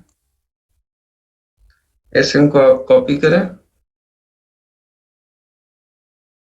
इसके बाद ऐड प्रोडक्ट्स में चल जाए, सेलर सेंट्रल में, वहां पे जाके एसन को पेस्ट कर दें, सर्च कर लें। यहाँ पे जाके आप सिलेक्ट करें कि मुझे न्यू आइटम सेल करनी है और मुझे भी ये आइटम सेल करनी है, ठीक है, ऑलरेडी सेल हो रही है, मुझे भी बेचनी है, सेल दिस प्रोडक्ट करते हैं। ले जी, आपकी ये आइटम इसकी लिस्टिंग में अब आप ऐड होने जा रहे हैं, ठीक है। तो प्राइवेट लेबल में जो हमने लिस्टिंग बनाई थी, बड़ा लंबा चौड़ा खाता था सारा, डिस्क्रिप्शन हमने लिखी, हमने बुलेट पॉइंट लिखे, हमने मेटा टैग्स डाले और हमने इमेजेस लगाई, पता नहीं क्या क्या हमने वहां पे ऐड किया। यहाँ पे कोई चक्कर नहीं है, आपको इतनी ज्यादा कोई आपको टेंशन लेने की जरूरत नहीं है। जस्ट आपने प्राइस प्राइस पहले क्या चल रही है, 33.29 चल रही है, मैं 34 की बेचूंगा। कहाँ की है जी ये प्रोडक्ट, यूनाइटेड किंगडम की है, कंडीशन क्या है, न्यू है इसकी, FBM करनी है या FBA करनी है, फुलफिल्ड बाय अमेजोन, FBA करनी है जी हमने, ठीक है। अच्छा, ये एक बड़ी बेहतरीन चीज आई है अभी रिसेंटली, ठीक है, manage offers in other marketplaces. You may be able to sell this product in other marketplaces. Provide a price and quantity for each. If the detail page does not yet exist, Amazon will attempt to translate your local content automatically for free. You can modify translated content later. The same SKU and condition will be used globally. ठीक है, आपको जो है वो ये अपनी items आप other market places जिसके अंदर आपको जर्मनी ऑफर हो रहा है, यूके, फ्रांस, आप यहाँ पे भी ये आइटम सेल कर सकते हैं। ठीक है, तो अभी हम वहां पे नहीं कर रहे, हम यहीं पे करते हैं, सेव एंड फिनिश कर देते हैं उसको। ठीक है, एक मिनट जी, यहाँ पे मुझे लॉगिन करना पड़ेगा। लॉग आउट पता नहीं क्यों हो गया।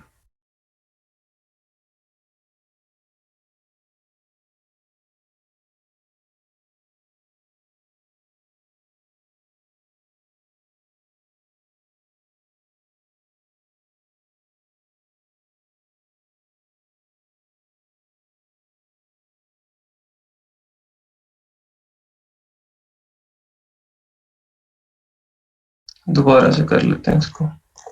लॉग आउट हो गया बीच में। कंडीशन न्यू सेलेक्ट की, सेल दिस प्रोडक्ट किया,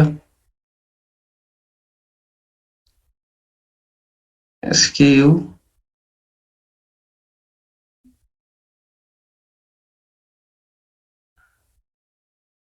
ऑफर 34 पाउंड्स की सेल करनी है हमें, यूनाइटेड किंगडम है, कंडीशन न्यू है, FBA करनी है हमें। ठीक है, यहाँ से आप इसको चले SKU में हम 1 2 3 लिख देते हैं, सेव एंड फिनिश करते हैं। ये लें जी, ये आपकी आइटम जो है वो, हाँ जी, अनगेटेड है ना, अगर गेटेड होती तो वो आपको भी कह देता कि आप मुझे इसकी इनवॉइस प्रोवाइड करें या अथॉरिटी लेटर प्रोवाइड करें या मुझे इसकी इमेजेस प्रोवाइड करें। ठीक है, अगर ये गेटेड होती तो अभी मुझे यहीं पे ये रोक देता। अच्छा, अब ये गेटेड अनगेटेड भी मैं बताऊं, हर अकाउंट के लिए ना डिफरेंट होती है। कुछ अकाउंट्स के ऊपर जो पुराने अकाउंट्स होते हैं जिसपे ऑलरेडी होलसेल हो रही है या जिस पर ऑलरेडी काम हो चुका है, पुराना है, काफी ज्यादा आइटम्स अनगेट हो चुकी है, उसके ऊपर आपको फौरन वो जो है ना उसको डायरेक्टली अप्लाई टू सेल करेंगे विदाउट एनी डॉक्यूमेंट्स अपलोडिंग या विदाउट एनी पिक्चर्स, वो आपको उसके ऊपर अलाउ कर देगा। और कुछ जो आपके न्यू अकाउंट्स हैं उसके ऊपर आपको वो डॉक्यूमेंटेशन मांगेगा। ठीक है, तो अब ये अगर पुराना ये अकाउंट है तो इसके ऊपर अगर वो गेटेड होती भी तो बहुत ज्यादा चांसेस थे कि ऑटोमेटिकली अप्लाई टू सेल करने से वो अनगेट हो जाती, मुझे इनवॉइसेस वगैरह ना अपलोड करनी पड़ती। अच्छा जी, अब यहाँ पे आ जाएं, वो कह रहा है कि चूज बारकोड टाइप, आप इस आइटम के ऊपर बारकोड लगाना चाहते हैं, कौन से बारकोड आप यूज करेंगे? मैन्युफैक्चरर बारकोड करेंगे that are already on the unit when the SN is eligible, or print Amazon barcodes from within your seller account, apply them yourself. कौन से बारकोड लगाने हैं आपने हर इंडिविजुअल यूनिट के ऊपर उसको रिकॉग्नाइज करने के लिए? क्या, अच्छा, यहाँ पे ये मैन्युफैक्चरर बारकोड की ऑप्शन तभी आती है जब आपकी आइटम एलिजिबल होती है मैन्युफैक्चरर बारकोड के लिए, मतलब जो उसके ऊपर एग्जिस्टिंग बारकोड्स होते हैं, जब वो उसको Amazon स्कैन कर सकता है और वो एक्सेप्ट कर रहा होता है, तभी यहाँ पे मैन्युफैक्चरर बारकोड लिखा हुआ आता है। अदरवाइज ये लिखा हुआ नहीं आता और आपके पास सिर्फ Amazon बारकोड की ऑप्शन होती है और आपको इसको सेव एंड कंटिन्यू करना पड़ता है। उसके बाद आप इसको प्रिंट करवाते हैं FNSQ। Amazon barcodes are basically क्या है, ये FNSQ लेबल है। ठीक है, ये देखिए यहाँ लिखा हुआ है Amazon barcodes FNSQs from with in your seller account, apply them yourself. तो Amazon बारकोड FNSQ लेबल्स हैं। अगर यहाँ पे मैन्युफैक्चरर बारकोड की ऑप्शन आ रही है तो इसका मतलब है कि मुझे FNSQ लेबल लगाने की जरूरत नहीं है। ठीक है, उस पर manufacturer barcode already Amazon accept कर रहा है, तो आप उसके ऊपर पैसे बिल्कुल जाया नहीं करेंगे। ठीक है, 30 सेंट्स आपके लग जाएंगे, 25 सेंट्स 30 सेंट्स एक आइटम के ऊपर फजूल में आप जाया करें। ठीक है, तो वो आपने ज़ाया नहीं करने हैं। अगर मैन्युफैक्चरर बारकोड है तो उसी को हमने सेलेक्ट करना है, ठीक है।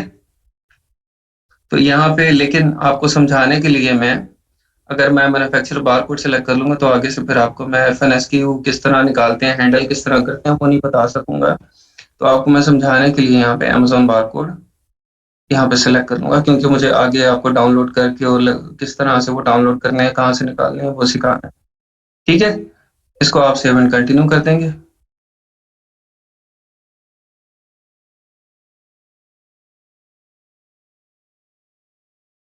अच्छा जी, इधर आ जाएं।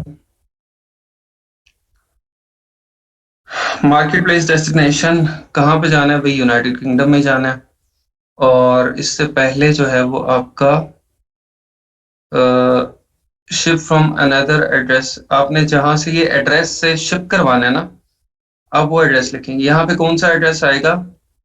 आपके प्रेप सेंटर का एड्रेस आएगा, या अगर आप सप्लायर के वेयर हाउस से पिकअप करवा रहे हैं, यहाँ पे उसका एड्रेस आएगा, ठीक है। Ship from address, ship from address का क्या मतलब है कि जहां से शिप होनी है आइटम, जहां से पिकअप करनी है, अमेजोन के कुरियर ने जहां से पिकअप करनी है वहां का एड्रेस दें। वो कौन सा एड्रेस होगा? या आपके सप्लायर का होगा, अगर सप्लायर एक्सेप्ट कर रहा है कि मैं पिकअप करवा दूंगा। अगर वो नहीं कर रहा तो फिर सप्लायर उसको डिलीवरी देगा प्रेप सेंटर में, और प्रेप सेंटर से पिकअप होगी, ठीक है। अदरवाइज ये एड्रेस जो होगा ये आपके प्रेप सेंटर का एड्रेस होगा, ठीक है। क्लियर है? ये समझ आ गया आपको एड्रेस कौन सा देना है यहाँ पे? कोई मसला है इसके अंदर? तो भाई इधर ही हो, सारे चले तो नहीं गए हो?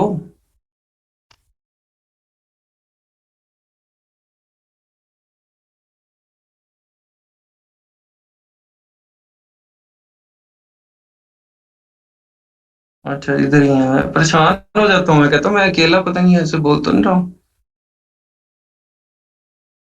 कोई चाय पीने चला गया हो, कोई किसी ने हांडी रखी हुई है वो देखने चला गया है, कोई सब्जी काट रहा है, कोई ऑफिस में बैठा हुआ है, कोई बच्चे खिला रहा है कोई इस तरह का मामला तो नहीं हो जाता? मैं इधर बोल बोल के ऐसी फजूल में खजल होता रहूं। चलें, आप लोगों ने हांडियां उंडियां पका ली हैं, सब में वापस आ जाएं फिर।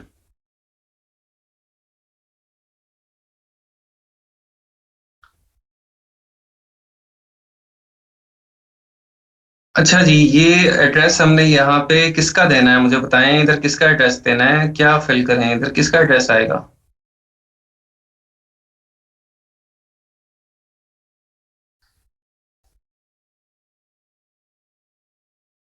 किसका एड्रेस दें? हाँ जी, बना सकते हैं आप लिस्टिंग सप्लायर का या प्रेप सेंटर का, ठीक है। सप्लायर का, जब आपको सप्लायर कह रहा होगा कि ठीक है आप मेरा एड्रेस दे दें, मैं कुरियर दे दूंगा, अगर वो नहीं मानता तो प्रेप सेंटर का एड्रेस देंगे, ठीक है। उसके बाद नीचे आ जाएं जी। ये आपकी प्रोडक्ट है, SKU नंबर आपने दिया है, SN उसका पहले ही है। अच्छा, अब आप इसके इंडिविजुअल यूनिट्स को पैक करना चाहते हैं या create new case pack template? ये क्योंकि create new case pack template, जब हमारे पास ज्यादा आइटम्स आती हैं तो उसको हम डिफरेंट प्रोडक्ट्स होती हैं फिर हम यूज करते हैं। इंडिविजुअल यूनिट्स हैं, हम इसको यूज करेंगे। अच्छा, वो कहता है प्रेप एंड लेबलिंग डिटेल्स चाहिए जी इसकी, वो बताएं। चूज प्रेप कैटेगरी क्या है हमारी? ये नो प्रेप नीडेड, हम इसे कहते हैं कि कोई प्रेप चाहिए नहीं। डब्बे हैं, डब्बों के ऊपर लेबल लगे हुए हैं, बॉक्स के अंदर है, इसी तरह उठा के शिप हो जाना है, ठीक है। तो उसको शिपमेंट की जरूरत नहीं है, इसको लेबलिंग की जरूरत नहीं है, ठीक है। अच्छा, या हम कहते हैं कि इसको नहीं, इसको FNSQ लेबल तो लगाने हैं ना। FNSQ लेबल पीछे हमने सेलेक्ट किया था कि हम अमेजोन बारकोड यूज करेंगे, तो वो हमें लगाने हैं, ठीक है। तो आप इसको स्मॉल स्मॉल नहीं यूज करेंगे, हम इसको perforated packaging, fragile glass clothing पेप्टिकस।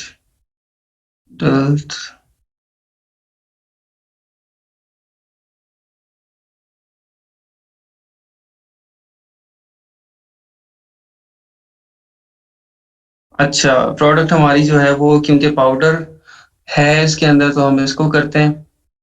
वो गाइडलाइंस कह रहा है, वो कह रहा है seal product in a transparent poly bag, तो poly bag must include a suffocation warning और barcode must be scannable without having to open और अनरैप द यूनिट। ठीक है, आपके वो जो पॉली बैग ऊपर आप लगाएंगे उससे ही आपका बारकोड जो है वो स्कैनेबल होना चाहिए without opening the poly bag. ठीक है, तो पॉली बैग में डाल के आप इसको बंद करते हैं। ठीक हो गया।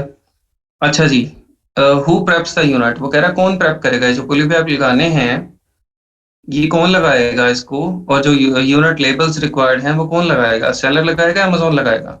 अमेजोन लगाएगा तो Amazon 50 cents per unit charge करेगा। लो भाई, ये देखते देखते ये 25 सेंट्स थी, ये भी 50 सेंट पे आ गई है। 50 सेंट्स आपको अमेजोन चार्ज करेगा अगर आप उससे करवाएंगे। हम कहते हैं नहीं जी, हम खुद ही कर लेते हैं, इतना महंगा हमें नहीं करवाना। प्रेप कौन करेगा, सेलर। वो लेबल से यूनिट अमेजोन करेगा तो 25 सेंट्स। अच्छा नहीं, हाँ वो उसके पोली बैग के 25 सेंट्स है, 50 सेंट्स है। एफ एन एस की भी 25 ही है अभी। अच्छा, एफ एन एस की लेबल कौन लगाएगा, अब अगर हमने यहाँ पे सिलेक्ट किया होता ना मैन्युफैक्चरर बारकोड, तो ये वाली ऑप्शन वो लेबल्स द यूनिट्स वाली आनी नहीं थी, क्योंकि लेबल लगने ही नहीं थे। ठीक है, हमने एफ एन एस के लेबल भी कहा ठीक है जी हम लगाएंगे। सेव कर लें। सेव करने के बाद ये यहाँ पे आ गया आपका print SKU labels. F N S Q labels आप यहाँ से प्रिंट कर सकते हैं। ठीक है, कितने प्रिंट करने हैं, हमने 50 यूनिट भेजने हैं, यहाँ 50 लिखते हैं। ठीक है, स्टैंडर्ड फॉर्मेट के ऊपर, और इसको आप प्रिंट करते हैं। ये आपके F N S Q label आ गए हैं। ये F N S Q label आपने दे देने हैं किसको, प्रेप सेंटर वाले को दे देना है। ठीक है, तो ये स्टिकर के ऊपर बेसिकली आएंगे और हर एक स्टिकर को यहाँ से काटेगा, काट के एक यूनिट के ऊपर लगा देगा। ये 50 स्टिकर हमने दे दिए। ठीक है, ये एक जैसे स्टिकर हैं, ऑल ऑफ देम सेम। ठीक है, जैसे इसको काटना है और उसको वहां पे पेस्ट कर देना है। ठीक हो गया। एफ एन एस क्यू लेवल। अच्छा, कितने यूनिट हैं जी हमारे, ये 50 यूनिट। Ready to pack. अच्छा जी, पैक इंडिविजुअल यूनिट्स करते हैं यहाँ पे। अच्छा, उसके बाद आप पूछ रहा है कि ये जो 50 डब्बे हैं कि क्या ये everything will fit into one box, ये एक ही डब्बे में सारा कुछ आ जाएगा या multiple boxes will be needed. हम कहते हैं जी मल्टीपल बॉक्सेस चाहिए होंगे, क्योंकि ये हमें लग रहा है कि 10-10 पीस एक कार्टन में आएंगे, तो हमारे को 5 कार्टन बन जाने हैं। ठीक है, 5 कार्टन हमारे बन जाएंगे, 5 एग्जैक्ट नंबर। ठीक है, ओपन वेब फॉर्म। वो कह रहा है कि हर एक की आप फिर मुझे हर एक का बताएं, हर एक डब्बे का बताएं कि हर एक डब्बा जो है वो उसको आप उसके अंदर कितने यूनिट है, उसका कितना वेट है। कहते हैं हर एक बॉक्स में 10 यूनिट है। ठीक है, बॉक्स 1, बॉक्स 2, बॉक्स 3। अच्छा, मैं बताऊं ये हर एक के लिए डिफरेंट होगा, अगर आपकी डिफरेंट प्रोडक्ट्स आ रही है ना, और डिफरेंट प्रोडक्ट के बॉक्सेस बाहर हैं और एक ही शिपमेंट आप क्रिएट करें तो ये थोड़ा कम्प्लेक्स हो जाएगा। ठीक है, तो अभी ये एक ही प्रोडक्ट है तो इसीलिए ये थोड़ा सा सिंपल आपको लग रहा है। कितना वजन हो जाएगा जी इसका, तकरीबन आधा किलो का ये एक है, तो इसका हो जाएगा तकरीबन 5 केजी हो जाएगा, है ना। हाफ केजी है और 10 पीसेज हैं, तो 5-5 किलो हर एक का वेट हो जाएगा।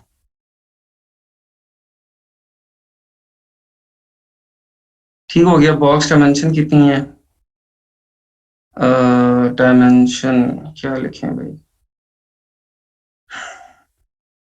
20, 25, 36।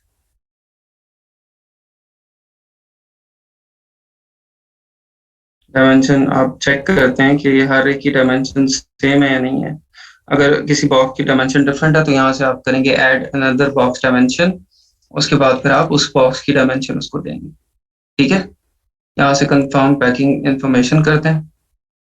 हमारी कोई पैकिंग इंफॉर्मेशन गलत है, और वो गलत इस तरह से होगी क्योंकि ये डायमेंशंस जो है वो they are not looking realistic.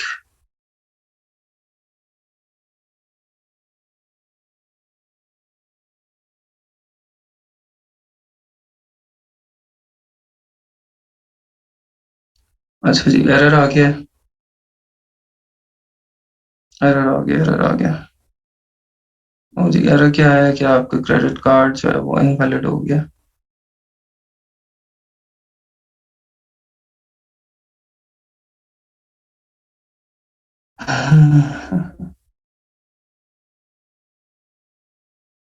अच्छा, ये आपको सप्लायर बताएगा सारा, ठीक है? सप्लायर की आपको डायमेंशन भी बताएगा, वेट भी बताएगा, ठीक है? सप्लायर ही आपको इसकी डायमेंशन भी बताएगा, वेट भी बताएगा।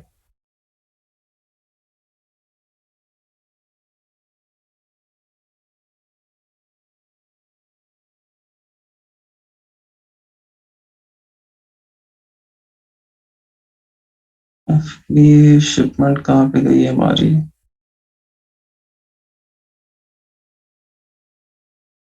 शिपमेंट्स,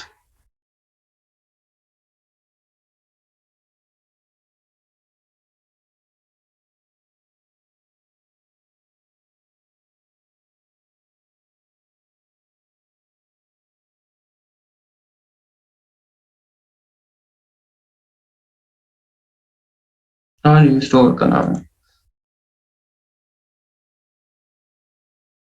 ये शिपमेंट,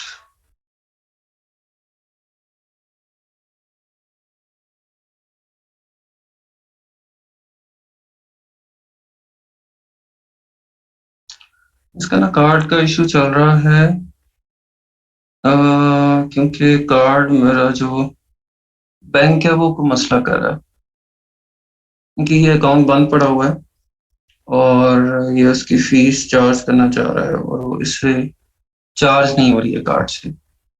उसके लिए मुझे कार्ड को पता नहीं एक्टिव करना है अकाउंट को कुछ, और वो अकाउंट एक्टिव होता है मेरे आईफोन से, जो कि मैंने चार्ज नहीं किया हुआ काफी दिनों से। उसको मुझे चलाना पड़ेगा, चार्ज करना पड़ेगा, वहां पे बैंक अकाउंट ओपन होगा, बैंक अकाउंट ओपन होने के बाद ये पैसे चार्ज करेगा तो उसको सुकून आएगा। ये इसका मसला है।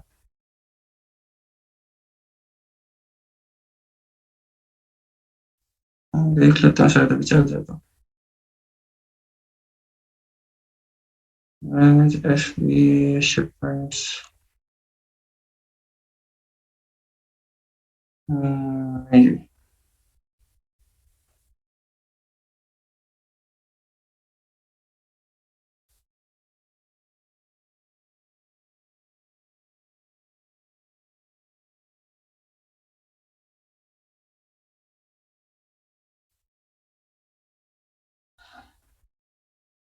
नहीं, ये वो ऑन करके ही होगा जी।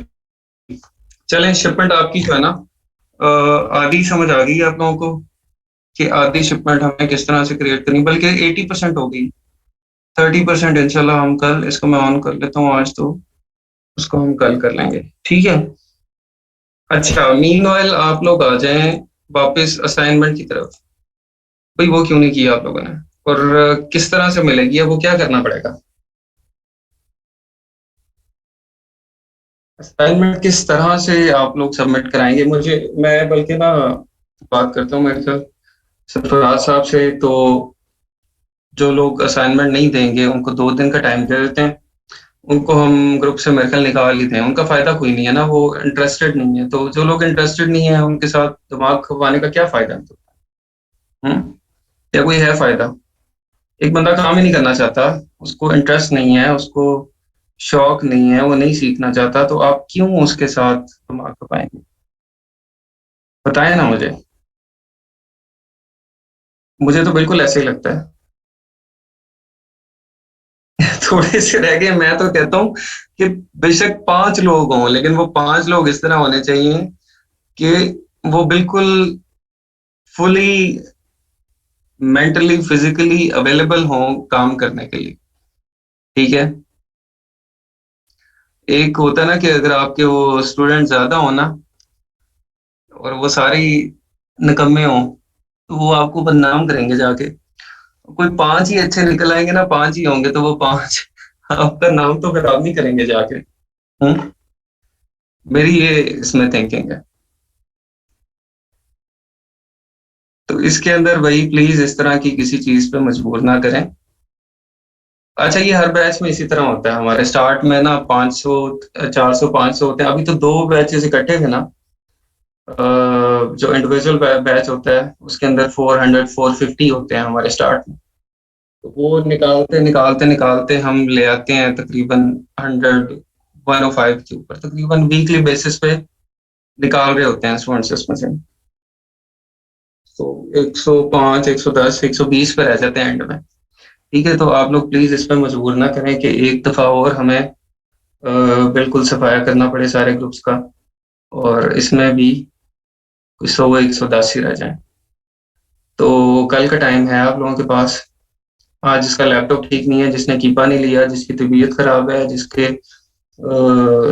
जो भी कोई मसरूफियत है वो सारी ठीक कर ले। ठीक है, तो आप वो सारी काम जो है ना, मसरूफियात, सारे मसले मसाइल ठीक करके कल प्लीज अपनी असाइनमेंट सबमिट करवाएं। 2 दिन ले लें, चले 2 दिन ले लें। आज क्या दिन है? आज है ट्यूसडे। आप थर्सडे को देते हैं, ठीक है? नहीं, कीपा नहीं चाहिए आपको। हाँ, एक कीपा चाहिए या एक जंगल स्काउट या हीलियम 10 में से कोई एक चीज चाहिए। नहीं भाई, पेड प्रोडक्ट के अली बाबा से नहीं लेने, सप्लायर से लेने हैं, होलसेलर से लेने हैं। यूके की प्रोडक्ट है तो यूके के ही होलसेलर से लेने हैं।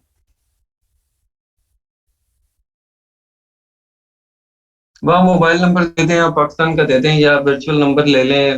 वो फ्री भी वर्चुअल नंबर मिल जाता है जस्ट आपको ओटीपी लेने के लिए। यार 2 निकाल लें, 3 निकाल लें, 5 निकाल लें, कुछ तो निकालें। एक दफा प्रैक्टिस तो करें एक चीज को ना। फ्री नंबर गूगल करें, आपको ओटीपी के लिए फ्री नंबर मिल जाता है। Assignment to be done again ये है कि आपने होलसेल की कोई एटलीस्ट 3 प्रोडक्ट्स फाइंड आउट करनी है, feasible products, as per this validation sheet. ठीक है, सारी चीजें इसके अंदर लिखी हों उस प्रोडक्ट के बारे में, और आपने कोई 3 प्रोडक्ट्स निकालनी है, और वो फिजिबल भी होनी चाहिए। ये नहीं कि हम ही रैंडम उठा के 3 लिख दें।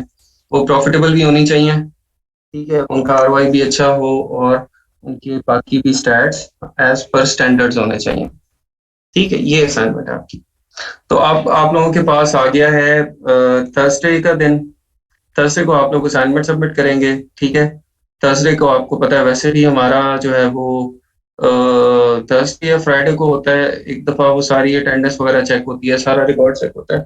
तो उसके अंदर ही फिर ये असाइनमेंट भी हम ऐड कर देंगे, जो जो नहीं सबमिट हो रही होगी जहाँ जहाँ पे, तो वो कोशिश करेंगे कि उसको हम निकाल लेते हैं ग्रुप से। ठीक है, तो ताकि कि बिल्कुल हमारे जो इंटरेस्टेड स्टूडेंट्स हैं वो बाकी रह जाएं, और उनके साथ हम आगे चल सकें।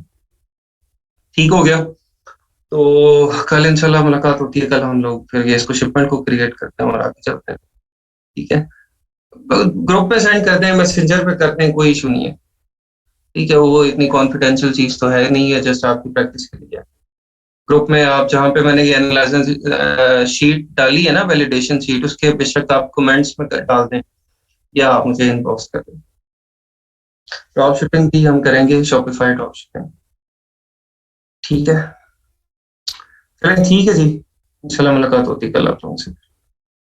अच्छा, एक और रिमाइंडर था। आप लोगों ने मुझे भेजने थे आपके जो अर्निंग्स हैं अभी तक के, जब से हमारा बैच स्टार्ट हुआ है 20 दिसंबर को हुआ है, आई थिंक। तब से लेके अब तक आपकी जो कोई अर्निंग्स हैं आपने की हैं, ई कॉमर्स से रिलेटेड ऑनलाइन अर्निंग जो भी कोई की है आपने, उसके देने थे प्रूफ्स, और उसकी डिटेल देनी थी। वो मुझे बहुत कम लोगों के आए हैं, 4 5 लोगों के आए हैं सिर्फ। अब माशाल्लाह कोई 200 के करीब लोग हैं, और उसके अंदर से सिर्फ 4 5 लोग अर्न कर रहे हैं अभी। तो आप लोग अगर जो भी कोई पहले से काम कर रहे हैं, या आपने अभी तक जो अपनी और आपने इसके अलावा अपनी गिग्स को भी अपडेट करते जाना है। अब आपकी गिग्स जो है ना, जो फाइबर और अपवर्क के ऊपर है, उसके अंदर एक और चीज ऐड हो गई है लास्ट वीक में। वो क्या चीज थी? पीपीसी ऐड हो गई थी। तो आप लोगों ने किस किसने पीपीसी को ऐड किया अपनी फाइबर के गिग में अभी तक? वन प्रेस करें, किस किसने ऐड किया, पीपीसी की गिग बना ली है?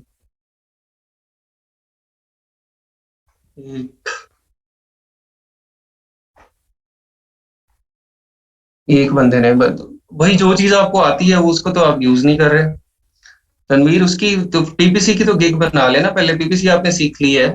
अमेजोन होलसेल की आपकी मैं इसीलिए प्रैक्टिस करा रहा हूँ कि आप प्रोडक्ट निकाल के दें, मैं आपको कमेंट करूँ उसके ऊपर कि आपको में मसला है आपका, वो इम्प्रूव हो। तो उसके बाद आप अमेजोन होलसेल की भी गिग बनाएं, इसकी प्रोडक्ट्स की हंटिंग की गिग बनाएं, इसको ऐड करें। भाई दुकान में आपकी चीजें पड़ी होंगी तो बिकेंगी ना, मुझे बताएं। एक दुकान है, दुकान ही खाली है, उसमें सेल क्या होगी? एक दुकान है उसके अंदर भरी हुई है चीजों से, उसके अंदर कोई 10 टाइप की चीजें पड़ी हैं डिफरेंट तरह की, तो कोई तो खरीदने वाला आएगा कि नहीं आएगा? तो चीजें अपनी ऐड करें उसके अंदर, मैक्सिमम डिफरेंट चीजों की गिग्स बनाएं एक ही कैटेगरी के अंदर। ठीक है, आप अमेजोन का अगर बना रहे हैं तो अमेजोन की सारी चीजें उसमें जो जो आप कर सकते हैं डालें। ठीक है, पीपीसी को डालें, होलसेल को डालें, प्रोडक्ट हंटिंग को डालें, लिस्टिंग को डालें, सब कुछ डालें। ठीक है। वीए की बना ली थी भाई। मैं आपको बताऊं, ये दौर जो है ना, ये स्पेशलाइजेशन का दौर है। ठीक है, यहाँ पे हर चीज जो भी कोई स्पेशलाइज्ड होता है ना किसी चीज का, उससे ली जाती है। आपने किसी ने पैराडोल भी लेनी होती है ना, तो यहाँ क्लिनिक्स ढूंढता है कि क्लिनिक्स कहाँ से है, मैं वहां से जाके लूँ। पता नहीं लोकल मेडिकल स्टोर से लूंगा, वो 2 नंबर ही ना हो। ठीक है, तो लोग छोटी सी मेडिसिन लेने के लिए भी क्लिनिक्स को ढूंढते हैं कि मैंने स्पेशलाइज्ड दुकान से लेनी है। आपने कोई चेकअप करवाना है, तो आप लोगों के सर में भी दर्द हो रहा है तो वो न्यूरो सर्जन को ढूंढ रहे हैं। मैंने न्यूरो सर्जन को चेक कराना है, मेरे सर में दर्द हो रहा है, पता नहीं क्यों हो रहा है। ठीक है, तो इतना स्पेशलाइजेशन का दौर है। तो आप भी सिर्फ अगर कहें कि मैं वीए हूँ, मैं वीए की सर्विस देता हूँ, भाई वीए क्या होता है, क्या आता क्या है आपको, क्या सर्विस देंगे आप? तो you have to be specialised, आपको बताना पड़ेगा कि मैं पीपीसी एक्सपर्ट हूँ, मैं पीपीसी में ये चीजें आपको अचीव करके दे सकता हूँ। आई विल अश्योर यू कि मैं आपको 15% एक कॉस्ट जो है वो करके दूंगा with in 30 days, with in 60 days. ठीक है, तो ये स्पेशलाइजेशन का दौर है, आप स्पेशलाइज्ड किस्म की गिग्स बनाएं, जनरल चीजें ना करें कि भाई मैं बीए हूँ, मैं बीए की सर्विस दे रहा हूँ, ऐसे। अच्छा जी, फाइवर विदाउट एसपी के अप्रूव कर देता है, मुझसे कोई टेस्ट नहीं किया गया, पर शो भी हो गई है, हो जाता है बिल्कुल।